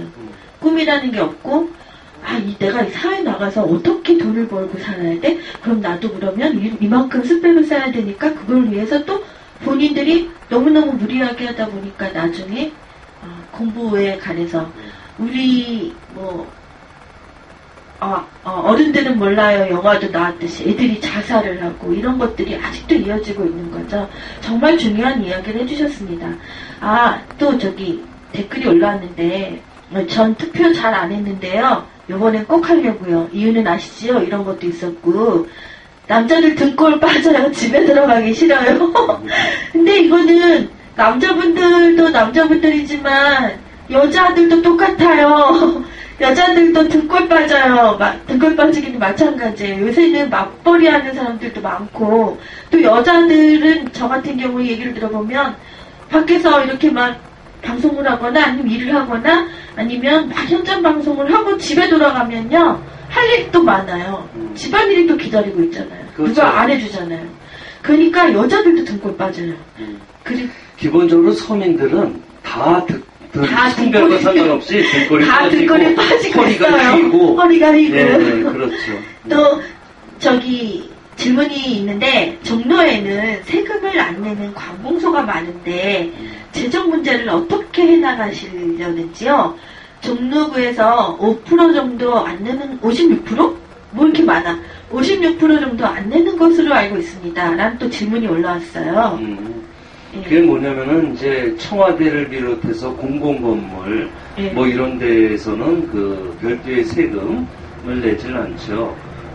그러다 보니까 이제 세수입이 종로가 적다는 건데. 종로의 세수입이 적다. 네, 그렇죠. 다른 지방자치단체에. 여기 종로구에 그런 문화재도 있고 막 이러니까 세수입이 그렇죠. 별로 없으시겠군요. 그러니까 공공기관들, 문화재, 등등 해가지고 그게 이제 중앙과 연관돼 있다 보니까 그런데 사실 종로에서 어떤 식으로 세금을 걷고 하는 문제는 이제 지방자치 단체에서 종로구청이라든가 이런 거고요. 저는 국회의원으로 출마를 했으니까 네. 제가 그러니까 실현하려고 하는 복지국가 이거를 종로에서부터 이제 시작을 하고 그래서 예컨대 아까 탄생서부터 죽음까지라고 했는데 사람이 죽음을 사회적으로 그걸 책임을 질 수 있는 방식, 그러니까 쓸쓸하게 독거노인이 돌아가신다거나 이런 게 아니라 종로를 공동체를 이루고 그리고 또 죽음, 장례 비용이라든가 이런 것도 공공성의 측면에서 해결을 하고 이러는 것. 갑작스럽게 제 나이 때는 부모님들이 이제 많이 돌아가시는데 준비도 없이 들어가는 게 많은 걸로 알고 있어요. 그래서 무슨 상조회사 이런 것도 생겨서 대비를 해라 이렇게 나오고 있는데 정말 무슨 옷 하나에도 돈이 많이 붙고 꽃 하나 제사 지내는 그것도 돈을 받는다고 하더라고요. 얘기 들어보니까 시시때때로 한 3일장을 한다 그러면 시시때때로 밥과 반찬들을 올려놓으면 그것도 돈이 또 많이 들어간다고. 다 돈인 거예요. 그냥 돈이 없으면 그냥 유골을 담는 납골 그것도 다 돈이라서 진짜 돈 없으면은 처량하게 길거리에서 그냥 뿌려지는 그런 상황이 온 것 같아요. 예, 여기 복지로 인해서 생기는 그 많은 비용은 아까 얘기 한번 해주셨는데 한 번 더 얘기해 볼까요? 예, 그게 이제 그 재정에 대한 우리 구조. 또 그거에 기반해서 유럽에서도 재정 위기를 보면 아직 기반도 없는 우리나라에서 제대로 될 것 같습니까? 근데 유럽에서 복지가 위태로운가요? 저는 그거는 아니라고 보는데. 예, 재정 위기를 지금 말씀하신 거는 이제 유럽의 재정 위기. 예, 재정 위기. 그게 유럽에서도 복지를 사실은 언제부터냐면 2008년도 미국의 금융 자본의 위기가 국가 재정 위기로 이어지고 그것이 전 세계에 지금 파급을 미치는 건데 유럽 같은 경우 기본적인 복지가 웬만큼 있어서 그나마도 버티는 거죠. 복지가 잘 되면 그것이 생산 유발 효과도 있고 이런 사회적인 어떤 안전망 그것이 일부 이전에 비해서 좀 약화되고 하는 이런 현상은 있지만 우리와 비교할 때는 복지 제도가 비교적 잘 갖춰져 있는 거죠. 근데 재정 문제는 아까 이제 이야기하다가 그랬는데 평화 체제 속에서 이제 그 재정이 마련되는 부분이라든가 그 다음에 일자리 복지, 좋은 일자리를 많이 만들어서 그것이 이제 복지 재정의 부담을 당연히 줄여주고요. 우리가 만약에 인식이 복지가 좋은 것이다를 알면, 근데 지금 수구 꼴통들에 의하면 복지는 그냥 포퓰리즘이랑 매도를 해버리거든요. 근데 복지가 좋은 것이라는 걸 알면 우리가 100만 원을 벌어서 내가 한 10만 원을 내가 내고 다른 거를 다 복지로 받을 수 있다면 그거 아깝지 않아요, 솔직히. 그러니까 지금 재정 이야기 하시는 분들은 돈이 많아야지만 복지를 할 수 있다고 생각하시는 건데, 우리가 기본적으로 의료보험 무상보육이 된다고 하면 지금 우리 재정에서 우리가 100만 원을 버는데 내가 한 30-40만 원이 수입의 한 3분의 1 이상이 그런 민영보험으로 나갑니다. 따져보시면 그거 있거든요. 그러면 어떤 분은 한 300을 벌면 70-80만 원, 90만 원이 민간 의료보험으로 막 빠져나가요. 그렇게 내는이 복지 충당으로 해서 우리가 다 내는 돈들이 모아져서 그 돈들이 복지로 갈 수 있으면 좋은데 지금은 세금을 걷어서 이런 돈들을 사대강이나 아니면 토건적으로 갔기 때문에 돈이 없다 그런 겁니다. 사실 우리나라에 지금 돈 없어요. 다 이상한 데로 썼기 때문에 없는 것이지 우리가 그 돈이 없다는 그 자체는 무슨 얘기냐면 돈을 모아서 복지로 쓰지 않고 다른 것으로 갔기 때문에 정부에서는 돈이 없다 하는 겁니다. 그리고 유럽의 복지 같은 경우는 의식이 있는 분들이 어느 정도 복지가 발달이 됐기 때문에 일을 안 한다 이렇게 이야기를 하시지만 그렇지가 않습니다. 돌고 돌아요. 돈은 그 사람들이 이 일을 이만큼 딱 하고 그만큼 여가를 즐기는 거예요. 여가를 즐기고 우리하고는 다른 삶을 사는 거예요. 그렇기 때문에 잘 보셔야 하는 게 복지가 나쁜 것이라는 인식은 누가 시켜주는가? 누가 시켜줄까요? 복지는 나쁘다라는 인식을 누가 시켜주는지 한번 생각해 보세요. 대기업이나 아니면 우리나라의 가진 자들은 복지에 대해서 이야기를 하게 되면 정책이 달라져요. 우리 후보님이 말씀하신 것처럼 출생에서부터 죽음에 이르기까지 기본적으로 우리가 어떻게 혜택을 볼 수 있는 그런 정책들을 내놓으면 그 1%들 아니면 그 대기업들은 정책이 달라져요. 정책이 달라지면 대기업이 살 수가 없어요. 그런 게 있어요. 그렇기 때문에 반대를 하는 것이고 그래서 그걸 못하게 하는 것입니다. 그리고 우리들한테 복지란 좋은 것이 아니야. 포퓰리즘이야. 이렇게 새겨듣게 하는 거죠. 그 복지가 확실한 내역을 아시고 우리나라의 재정에 대해서 뭐 팩트 없이 이야기한다고 올랐는데 지금 그 얘기가 그 얘기예요. 지금 우리나라 돈 없는 거 맞아요. 돈 없어요. 돈을 갖다가 세금을 걷어서 다른 데다 쓰기 때문에 돈이 없다고 하는 겁니다. 그래서 복지할 돈이 없다고 하는 거예요. 예, 그 또 구조 자체가 그 낭비되는 그 예산도 상당히 많아서 그래서 뭐 기존의 그 국가 예산 이런 것도 굉장히 합리화하고 투명하게 그리고 또 우리 국민들이 그런 예산 편성 그리고 지출에 관한 이러한 그 것의 예산의 그 편성과 그리고 그 지출에 대해서도 국민의 의견이 반영돼야 되는 것 이런 게 필요하죠. 그 재정이라든가 이런 것을 제가 이렇게 그 살펴보면 충분히 그 지금 단계에서 먼저 해야 될 것들, 네, 먼저 해야 그다음에 될 뭐 것들, 이후에 네, 뭐 할 것 차차 이런 게 해야 할 있는데 것들. 왜 복지를 그러면 그렇게 그 극렬할 정도로 반대하거나 돈 타령하거나 네, 돈 타령하고 네. 이러느냐면요. 실제 이 보편적 복지가 그 이루어지면 저는 그 감당 능력이 있다고 보는데 그거는 그 뭐가 필요하냐면 부자가들이 돈 버는 만큼 세금을 내야 되는 거예요. 우리 그동안 네. 직접세나 이런 것이 너무나 비율이 적고 좀 전에 근데 이명박 정부 들어서 종부세도 폐지하고 네, 그렇죠. 그런 걸 다 폐지하고서 부자감세를 잘 음. 버렸기 때문에 세금이 그만큼 줄어들고 우리가 더 내야 되는 상황이 온 것이고 그래서 여기 중산층의 세부담 말씀하셨는데 맞아요. 그 이런저런 부담이 많은데 적어도 1% 부자들에게 그 제대로 직접세를 제대로 내고 또 세금 이 사회적 책임이 있죠. 그걸 확실하게 우리나라에는 그런 것도 없잖아요. 그 기부하는 거. 내가 기부 문화는 뭐 그 외국에 잘 사는 사람들이 뭐 이렇게 내는 걸로 생각하는데 우리 물론 무슨 뭐 이렇게 일이 닥쳐서 무슨 모금을 하자 하면 많이 모이는 거 있어요. 근데 기부의 그 개념이 좀 외국보다는 못한 것 같지 않나라는 생각이 들어요. 그러니까 비교를 하면 예전보다는 낮았고요. 그 아직은 기부, 뭐 그런 거죠. 부자들이 그러니까. 더 많이 내놓는 기부가 생색내기로 내니까.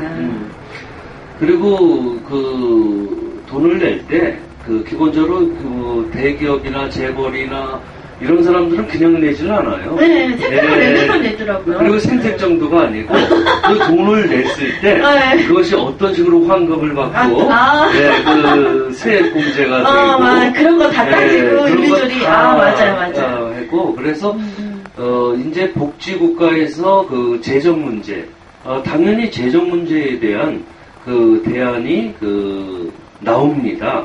무슨 얘기냐면 어떤 법과 제도를 하나 이렇게 만든다 그럴 때 국회의원이 입법을 하잖아요. 제가 이제 당선이 돼서 국회에다가 복지국가를 이루기 위한 어떠한 사안을 이렇게 이제 법안화해서 올릴 때 실행계획안이라는 게 있어요.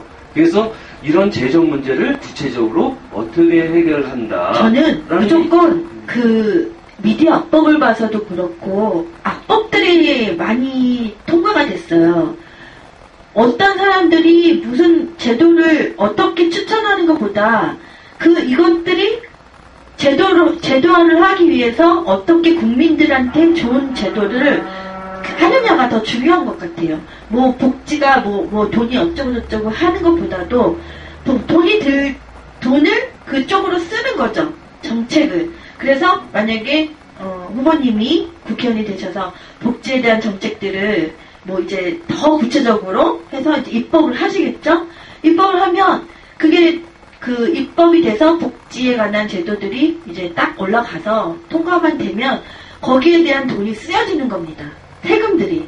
지금 돈은 다 4대강 아니면은 지금 세종시 뭐 건설하고 완전히 그 정책들이 토건족한테 들어가는 돈으로 가서 우리가 분명히 돈은 어디로 흘러갔을 텐데 돈 버는 사람은 있는데 나한테는 왜 이렇게 돈이 안 오지? 나는 이렇게 돈이 없지? 다 있잖아요. 저축은행권도 그렇고 돈 버는 사람이 있어요. 회사가 부도나도 돈 버는 사람은 있고, 그리고 기업이 망해도 돈 버는 사람이 있어요, 분명히. 그런데 손해보는 사람들은 거의 우리 서민들이라는 거죠. 그것과 함께 또 혹시 제가 조국 교수님의 그때 강연을 들으면서 룰라 대통령의 기초 수급 뭐더라? 네. 그러니까 기본소득. 네, 기본소득. 네, 기본소득에 관한 이야기를 듣고 제가 그거를 굉장히 공감을 많이 했었어요. 꿈 같은 이야기인 것 같아요. 그거 얘기하면 아마 빨갱이들이라고 얘기할걸요. 아니요. 기본소득, 이게 정책이 이걸로 가면 여러분한테 돈이 기본적으로 다 나가는 거예요. 기초생활, 그게 나가는 거예요. 근데 브라질 같은 경우는 좀 우리나라는 특수해서 조금 못 사는 사람들이 많은데 그런 정책을 피니까 내가 한 30만 원을 계속 받게 되면 그 돈에 대한 소비가 계속 일어나는 거죠. 그래서 그런 소비들이 일어나면서 돈이 돌고 해서 경제가 일어나는 거예요. 그런 정책이더라고요. 그래서 아니 우리한테 무상급식 하듯이 기본소득이 한 50만 원씩 나와? 기본소득, 최저임금 하듯이 그런 소득이 우리한테 들어와? 이거 좋은데? 한편으로는 또 그런 얘기를 하시더라고요. 그렇게 되면은 돈 안 벌고, 노동을 안 하고 그냥 나오는 돈으로만 사는 사람들은 또 히피족처럼 사는 사람도 있을 거야. 이렇게 얘기를 하는 사람들도 있더라고요. 혹시 복지에서 기본소득 이런 이야기하고 어떻게 접목을 시키실 수가 있나요?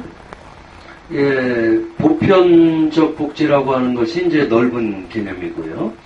그 다음에 기본소득이라고 하는 것이 몇몇 나라들이 이제 시행을 해보는데 그게 방식이 보편주의의 방식이라는 거죠. 그렇죠. 예를 들면은 일정한 나이라든가 이런 기준만 충족을 하면은 그 사람들에게 매달 얼마씩 이렇게 입금이 되는 거예요. 그러면 그 사람이 그걸 가지고 어떤 생활이나 생활하는 데 필요한 여러 가지를 구입을 하고 이렇게 그러니까 생활의 어떤 안전망을 최소한 갖추는 방식인데 아직 실험 중인 몇몇 나라가 있고 또 우리도 그거를 검토해 볼 수는 있어요. 그런데 그럴 때 그게 자본주의 사회에서도 그 기본소득을 검토하는 거고요. 그게 사회주의 국가에서도 그런 거를 검토를 하고 하는데 우리 사회에서 이제 아까 종로 말씀하셨는데 어르신들이 많아요. 네, 어르신들이 많으시죠. 특히 비율이 서울 평균보다도 높은데 비율이요.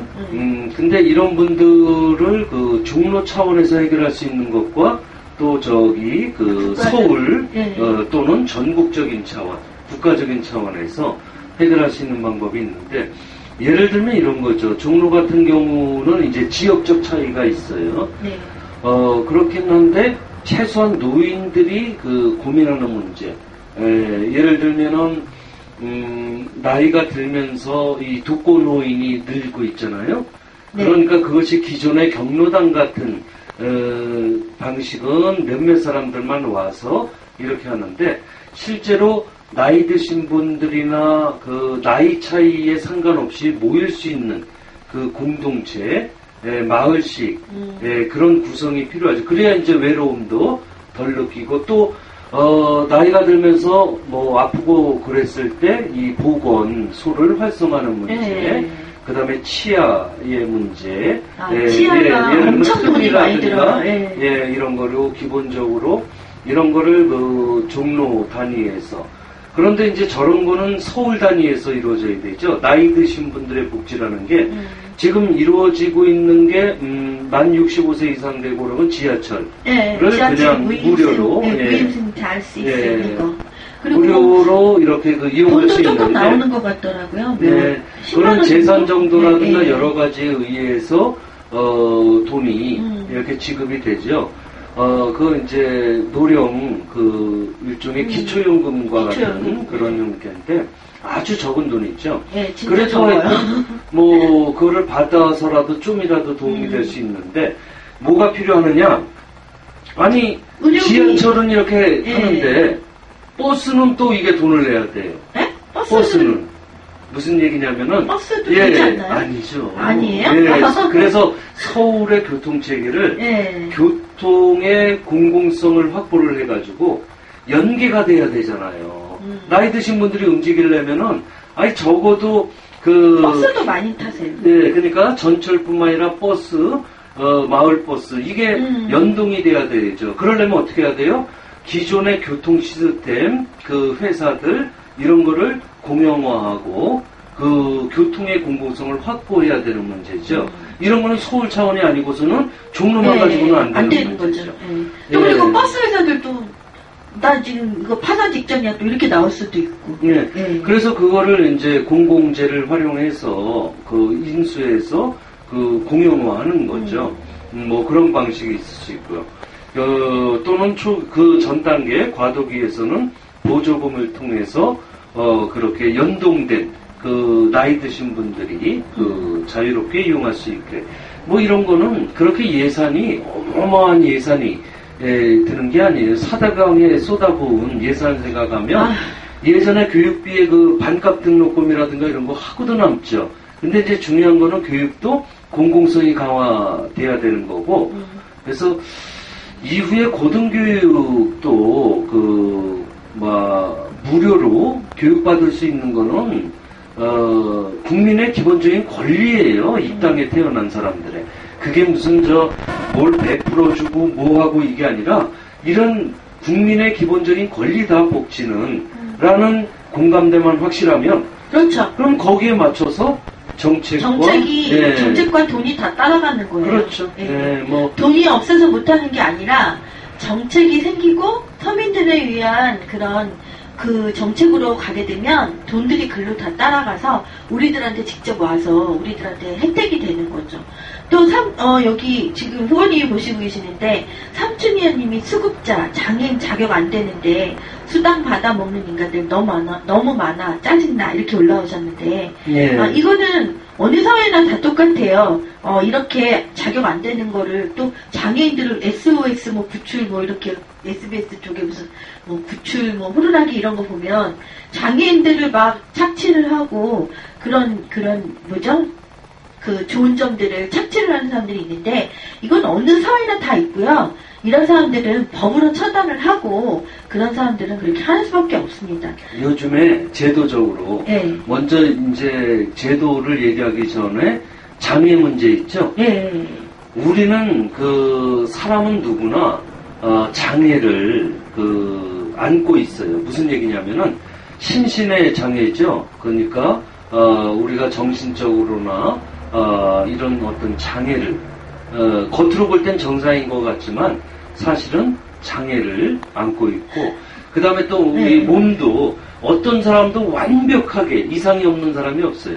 어디가 아프거나 불편하거나 뭐 해요. 그쵸. 그리고 앞으로 또 장애가 될 사람들도 있고 이런 문제의식 속에서 장애인 문제나 그 장애인 문제를 해결하는 정책 제도를 마치 저 사람들은 우리와 다른 사람이다 라고 보기보다는 우리도 언제든지 장애인이 될 수 있기 때문에 그 제도적으로 그거를 보존하고 충분히 장애인들도 자유롭게 살 수 있는 사회가 돼야 된다라는 건데 요즘에 장애인 단체에서 요 등급제를 폐지하고 자기 자신이 꼭 필요한 부분에 대해서 선택을 해서 그거를 정부에서 이제 충족시켜주는 그것도 괜찮네요. 그것이 지금 등급을 매기는 사람들이 잘못 등급 매겨서 그렇죠. 그리고 또 기초 수급 하는 거 보니까 누가 또 엄마 아빠나 아니면 형제가 아니면 누가 이렇게 데리고 있는 경우에는 또 아예 뭘 못 받아서 실질적으로는 누가 식구들이 있다 하더라도 그 사람 장애인한테 도움이 하나도 안 되는 경우가 많은데 그래서 못 준다 이렇게 되는 경우도 많더라고요. 그러니 이렇게 아까 말씀하신 대로 이 장애인이 내가 뭐가 필요하다 이거를 좀 해달라 이런 것도 괜찮은 것 같네요. 그래서 우리 교육에서 뭐가 필요하느냐면 어렸을 때부터 그러니까 장애 교육을 기본적으로 받아야 되고요. 장애인과 비장애인이 사실은 같은 인간이라고 하는 같이 살아가는 거. 그럼요. 예. 그런 거를 이제 함께 배워야 되고 어렸을 때부터 그 다음에 또 남성과 여성에 관한 그 성의 문제도 충분히 그 교육이 이루어질 때 우리 사회가 양성평등이라든가 또 장애인 그 평등 법공부도 안 시키고 있어요. 솔직히 도덕 시간에밖에 없어요. 네, 그래서 교육 문제라든가 뭐 이런 거 이제 얘기하면 한도 끝도 없을 테니까 이 정도로 그 하고 아까 질문하신 복지 국가라고 하는 것이 하나의 우리 사회가 나아가 될 그 국가의 상이에요. 대안으로서. 그러면 그거를 그 지역에서 그 지역이라고 하는 것이 종로일 수 있고 서울일 수가 있고 수도권일 수가 있고 그 다음에 전국적인 차원으로도 근데 우리가 저기 또 한 가지 질문이 있는데요. 네. 이렇게 복지 제도에 관한 거를 입법을 해서 먼저 종로에 실현을 하신다는 얘기신가요? 아니면 그 어떤 것은 종로 단위에서 해야 될 게 있고요. 예. 그 다음에 그 특별법이나 이런 걸로 그것을 할 때도 처음부터 전국적으로 시행하는 게 아니에요. 예. 일정 기간 어느 지역을 대상으로 몇 년간 시행을 해봐야 되는 거죠. 그래서 그 장단점을 잘 분석을 하고 부족한 점을 보완해서 전국적인 차원으로 시행을 하고 이러면서 복지국가를 이룰 수 있다고 실현할 수 있다고 생각을 하는 거죠. 그럼 김원영 후보님은 국회를 가시게 되면 이 복지 쪽으로 들어가는 데가 무슨 법 쪽인가요? 그것도 상임위원으로 활동하시는. 그러니까 그 위원회에 대한 그 고민을 했는데 아무래도 저는 이제 교육계에 계속 있었고 그래서 그 교육과학기술위원회 그 교과위 쪽이 으로 이제 가야 되겠다라고 생각하고 교과위로 가셔야 복지도 이야기하시고. 왜냐면 그 교육복지라는 거 그 측면에서 교육을 복지의 측면에서 접근할 수가 있고요. 그 다음에 또 남북이 이렇게 분단되어 있는 상황에서 보면, 그리고 한미 FTA 문제로 보면, 그러면은 그 외통위, 외교 통상통일위원회, 이쪽도, 그래서 몸은 하나인데, 지금 가야 될 것이, 아니, 중요한 거는 일단 한미 FTA 폐기를 하셔야 되기 때문에. 그래서 맨 처음에, 만약에, 이제 당선되면요, 당선되면, 한미 FTA 폐기, 그리고 그 대안으로서 복지국가를 제일 먼저 해야 될 그 과제로. 지금 저희가 외통위 얘기하고 국가부위 얘기를 했는데, SFT님? 별 땅땅 있고, 대한민국 국민들의 의식 수준을 높이기 위한 교육적 대안은 가지고 계신지 지금 얘기를 한 부분이에요. 또는 역사 교육의 개선 의지는 계시는지 궁금합니다. 아까 그 교과위원회를 얘기하는 중에 막 올라왔어요. 사실 우리 사회가 이것저것 많이 썩었지만 특히 토목건설 쪽과 교육 그 두 개를 보통 꼽을 정도로 이 교육계도 부패지수가 굉장히 높아요. 역사를 잘 알아야 우리의 현재를 아는데 역사를 제대로 못 가르쳐서. 그럼요. 지금 왜곡된 잘못된 역사 교육이 이루어지고 있죠. 그러니까 이게 독립운동한 후손들이 교육 못 받고 못 살고 이런 거를 당연시하고 친일 친미 행위를 한 자들은 매국노들은 잘 먹고 잘 살고 그러면서 역사를 완전히 뒤바꿔 버리고 뭐 이런 현상들 이거 바로 잡는 게 필요한데 단순히 그런 교육만이 아니라 교육에 관련된 그 법과 제도를 어떻게 바꿀 것인가 거의 혁명적 상황이 아니고는 바꾸기가 힘들다라고 얘기하는 사람들이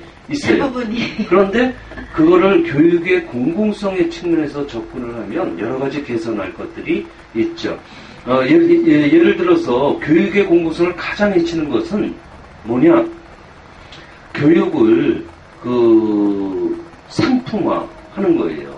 그래가지고서 교육을 돈을 어마어마하게 투자해서 교육받으면은 좋은 대학 가고 그 다음에 그 부를 세습할 수 있고 지금 그렇죠. 이런 식으로. 지금 그렇잖아요. 그러니까 우리 사회의 양극화를 뒷받침하는 게 뭐냐? 교육의 양극화예요. 없는 집안 아이들은 배우고 싶어도 이제는 배울 수가 없어요. 그래서 제가 책에 FTA 문제를 지적하면서 한미 FTA와 한국의 선택이라는 책에 공동저술로 교육의 공공성을 다뤘거든요.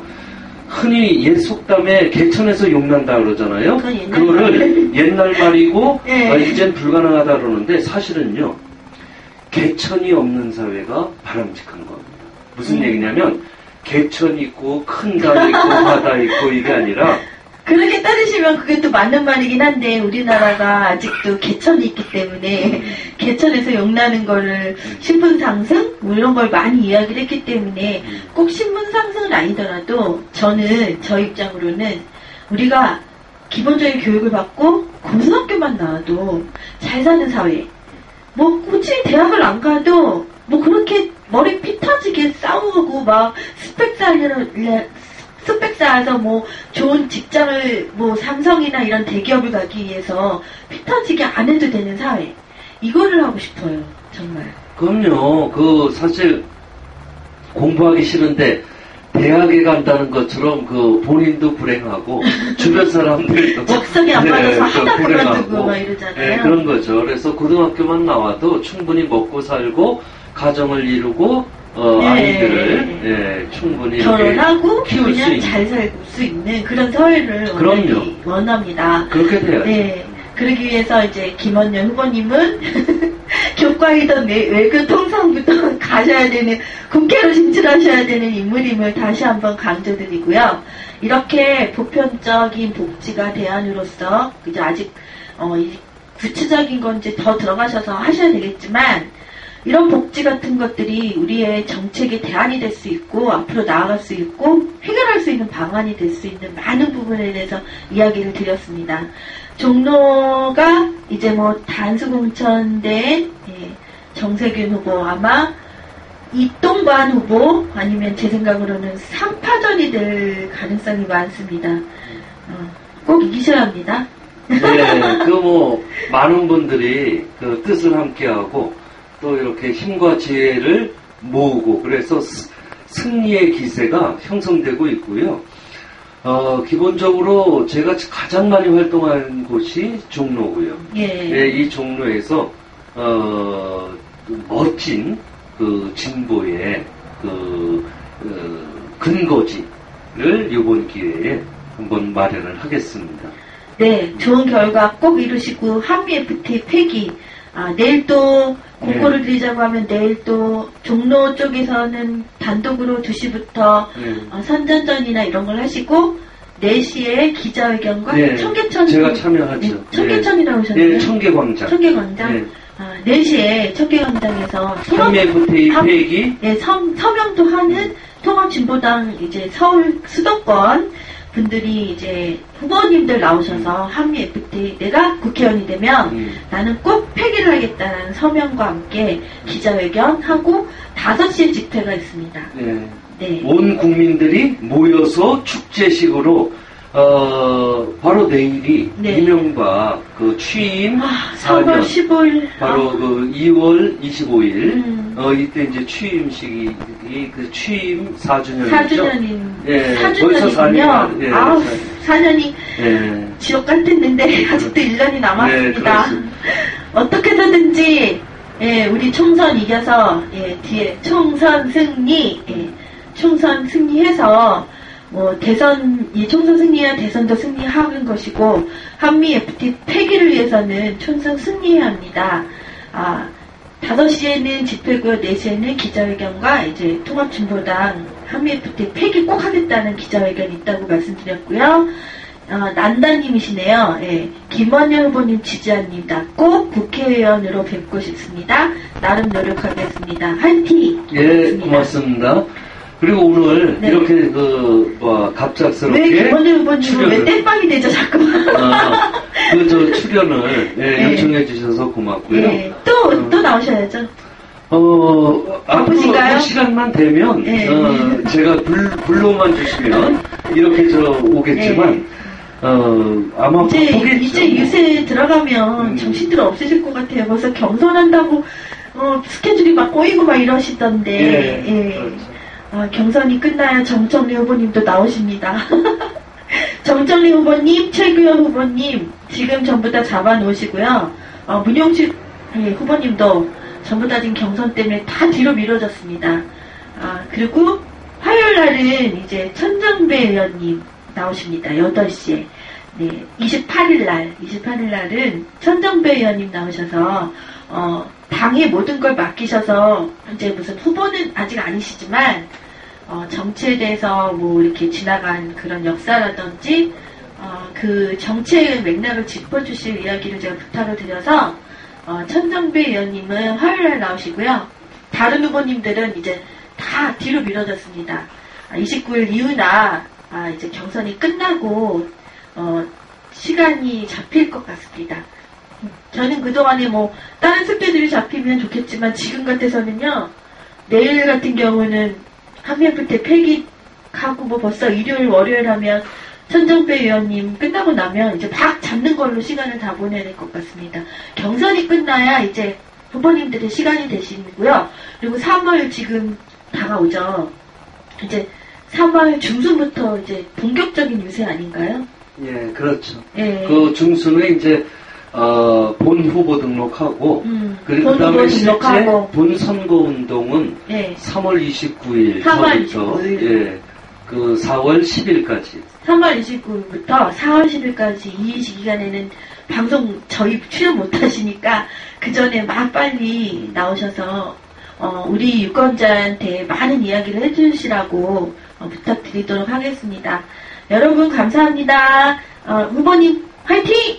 예, 힘내겠습니다. 종로 후보, 국회의원 김원열 후보, 네, 아셨죠? 예, 그 안den태 사랑님 뭐 밖에서 그렇게 고생도 많으시고 그런데 건강하시고 우리 시청자 분들도 예, 건강 유의하시고요, 행복하시기 바라겠습니다. 감사합니다. 예. 수고 많으셨습니다. 고생하셨어요.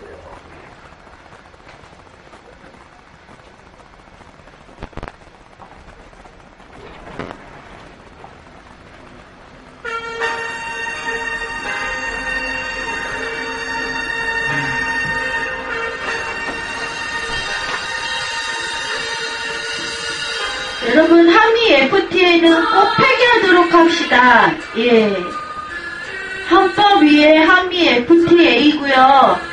우리나라를 지키지 못하는 그런 조약입니다. ISD 불법 조항, 불법이 아니라, 예, 독서 조항, 예, 엄청 많이, 12개나 있습니다, 12개. 12개나 들어있습니다. 그거 한번, 발효되면 되돌릴 수 없다고 합니다. 물론, 총선을 승리하고 180일 전에 폐기를 할 수 있는 방안이 있는데, 애지간할 정부 아니면 뒤집어 엎을 수가 없습니다. 총선에서 그냥 이긴다 하더라도 아주 승리하지 않으면 힘듭니다. 여러분들 총선 승리 방송을 하게 된 이유도 한미 FTA를 막기 위해서, 폐기를 하기 위해서 시작을 했고요. 한미 FTA 폐기가 돼야 저희 자식들, 손자, 손녀들까지 편안한 생활을 할 수가 있겠죠. 우리의 1차 그런 기업, 우리의 1차 산업 다 망가지고, 다 무너지고, 영세상이 무너지고, 미국의 한 기업이 국제로 ISD 조항을 들어서 국제법으로 들어가면 우리를 지키고 있던 규제들이 풀려버립니다. 그래서 대기업들은 되게 좋아하는 것이고, 돈만 벌면 된다고 하는 그런 사상을 가진 친일파들이나 아니면 이런 대기업들은 좋아하는 것입니다. 우리의 규제를 지키고 있던 그런 그 규제 방안들의 법들이 무너지면 우리의 민영화 지킬 수 없습니다. 우리의 그 공공화 지킬 수 없습니다. 민영화가 됩니다. 민영화가 되면 정말 돈 없으면 죽어야 하는 세상이 오고요. 돈 없어서 먹을 걸, 우리가 체리를 먹을 거 아니잖아요. 우리는 김치를 먹어야 되는데 우리는 체리를 먹어야 되는 상황이 오는 거고요. 우리는 돼지고기, 소고기를 먹어야 되는데, 한우를 먹어야 되는데, 바나나를 먹어야 되는 상황이 오는 겁니다. 우리의 먹거리도 지키지 못하는 나라가 우리의 주권을 지킬 수도 없습니다. 우리의 먹거리 다 포기하고 모든 것 다 포기하고 다른 거 산업으로만 돈을 번다는 거는 안 됩니다. 그거는 편중된 그런 산업이기 때문에 언젠간 그걸로 인해서 화를 당할 수 있습니다. 골고루 성장을 해야 되는 건데 1차 산업, 민영화 다 오고 그런 다음에 무슨 반도체로 돈 벌고 자동차로 돈 번다고요? 우리가 언제까지나 또 자동차 돈 벌고 반도체 돈 버는 그런 사회가 되지는 않거든요. 기본적으로 먹거리도 무너지는 이런 사회가 되면 내가 체리를 먹고 싶지 않아도 체리밖에 못 먹는 상황이 오는 것입니다. 우리는 콩나물을 먹어야 되고 김치를 먹어야 되고 쌀을 먹어야 됩니다. 그런데 한미 FTA를 하게 되면 우리가 그렇게 할 수가 없습니다. 여기 올라왔네요. 양배추 김치 생각만 해도 끔찍합니다. MB가 군대 안 갔으니까 양배추 김치 먹겠다고 하지요. 네, 맞습니다. 수입하는 것들이 더 싸게 되면 우리는 그거밖에 못 먹어요. 정말 우리 먹거리가 무너지고 나면 우리의 농부들이 죽고 우리의 수산업자들이 죽고 우리의 축산업자들이 죽은 다음에 우리의 먹거리가 무너진 다음에 그들이 중국이나 다른 나라에서 항상 우리한테 먹을 거를 싸게 주지 않습니다. 바보들도 아니고 짱구들도 아니고 100원에 줘도 먹을 것이고 1000원에 주고도 먹어야 되는 이런 상황이 오면 그들이 100원에 주지 않습니다. 1000원에 줍니다. 그러면 우리는 김치를 먹어야 되는데 우리는 체리를 먹어야 되고 우리는 된장찌개를 먹어야 되는데 다른 나라에 있는 바나나나 이런 걸 먹어야 되는 상황이 오는 것입니다. 먹거리 지켜야 하고요. 민영화 막아야 하고요. 대기업만 배불리는 사회 만들면 안 되고요.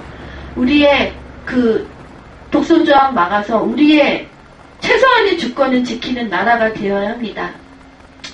3월 15일 날 발효한다고 하죠. 진짜 정신이 똑바르게 박힌 분들이시라면 발효를 정말 끝까지 막아야 하고요. 설령 발효가 됐다 하더라도 총선 승리를 해서 한미 FTA 폐기 꼭 하도록 합시다, 여러분. 감사합니다, 여러분. 내일은 25일은 2시부터 현장 방송을 들어가야 되겠습니다. 2시는 너무 빠르구나. 3시 정도에 3시, 4시, 5시 본인 집회까지 계속 이어지고요. 제가 지금 2박 3일을 민주통합당 앞에서 농성을 하고 났더니 카메라가 이상합니다. 카메라 손질 보고 난 다음에 내일 생방 이어지도록 하겠습니다. 그동안에 되게 궁금해하셨던 정총리 후보 계속 후보님 나오신다고 되게 제가 홍보를 많이 해드렸는데 후보님들이 경선하시느라고 목이 빠지셨어요. 정말 왜 경선에 못 매달아야 되나요? 새누리당하고도 싸우기도 바빠 죽겠는데 경선에 못 매달아야 하는 이 상황이 왔는지 모르겠습니다. 민주통합당 정말 정신 좀 차려주셨으면 좋겠고요. 공천심사위원회 정말 똑바로 해주셨으면 좋겠습니다. 종로에 정세균 후보 단독 공수 단수공천 됐다고 다른 후보님들은 싸워보지도 못하고 경선조차 하지 못하는 이런 사태가 왔고요. 이런 민주통합당 계속해서 압박하고 아닌 건 아니라고 이야기해서 정신 좀 차리게 만들어야 합니다. 만약에 지금 총선에서 승리해서 민주통합당이 이겼다 하더라도 정말 이런 정신으로 무슨 한미 FTA 폐기를 하겠습니까? 이런 정신으로 도대체 서민을 위한 정말 정책을 펼 수 있다고 느끼시나요? 그건 아니거든요. 정말 선거 때만 주인이 되고 선거가 끝나면 노예가 되는 이런 사회는 아닙니다. 정말 한결같이 우리가 얘기를 해야 되고 아닌 건 아니라고 이야기를 해야 합니다. 민주통합당 공천심사위원회 정말 잘해주시기 바라겠고요. 지금 트윗에 엄청나게 트윗상에서도 공천심사위원 경선의 그런 이야기들이 많이 나오고 있더라고요. 우리가 얘기할 때가 트위터, 페이스북 이런 거밖에 없는 세상이 되었습니다. 정말 안타깝습니다. 언론이 죽었고 예, 우리의 1차 산업이 다 죽어가고 있고 나라를 팔아먹는 매국노 짓을 해도 아무런 국민들은 의식을 못하는 이런 사태가 되면 안 되겠죠. 여러분들 3월 15일 발효라. 드디어 헬게이트가 열리나. 박남과객님 그리고 한싸른나님 내일 한명숙 대표 나온지 똑똑히 보겠습니다. 올라왔네요. 우리 끝까지 그래도 우리 자자손손 대대로 이어지는 이런 조약 파기해버려야 하겠죠. 예, 민영화로 가면 안 되겠고요. 저는 정말 아픈 사람입니다. 저 병원 안 가면 저 죽습니다. 그런데 민영화되면 정말 저 어떻게 살라는 건지 걱정돼 죽겠습니다. 저는 그래서 한미 FTA 폐기 주장하고요. 1차 산업 내가 좋아하는 돼지고기도 못 먹고 쌀도 비싼 중국 쌀? 예, 그거 싸다고 하죠. 근데 우리나라 쌀 무너지고 나면 비싼 쌀 중국 쌀 들어옵니다. 별로 맛도 없는 거. 근데 먹어야죠. 없으니까. 그렇게 되는 세상은 정말 막아봅시다, 여러분. 여러분, 지금 11시 8분, 밤 늦은 시간까지 시청해주셔서 감사하고요. 나는 유권자다. 많은 분들이 아직 모르십니다. 홍보 좀 많이 해주시고요. 예, 제가 뭐 진행이 그렇게 썩 잘하는 건 아니라도, 열이 하나만 가지고 하는 방송이다. 라고 이해해주시고, 많은, 지지를 바라겠습니다. 3월 아까 8일인가? 9일인가? 예, 부터 4월 11일까지는 본격적인 유세로 들어갑니다. 그 전에까지 많은 후보님들 출연하셔서, 본인들의 이야기를 많이 하셔서 여러분들이 많은 후보님들 접촉하실 수 있는, 많이 보실 수 있는 기회를 만들도록 하겠습니다. 아마 29일까지는 좀 힘들고요. 경선이 끝나야 이제 잡힐 듯 합니다. 통합진보당의 후보들과 민주통합당의 괜찮으신 후보님들 섭외를 계속 하고 있고요. 29일 이후에는 이제 본격적으로 또 많이 나오실 수 있는 기회가 될 것 같습니다. 28일 날은 천정배 의원님 나오시고요. 내일은 현장방송하도록 하겠습니다. 여러분 감사합니다.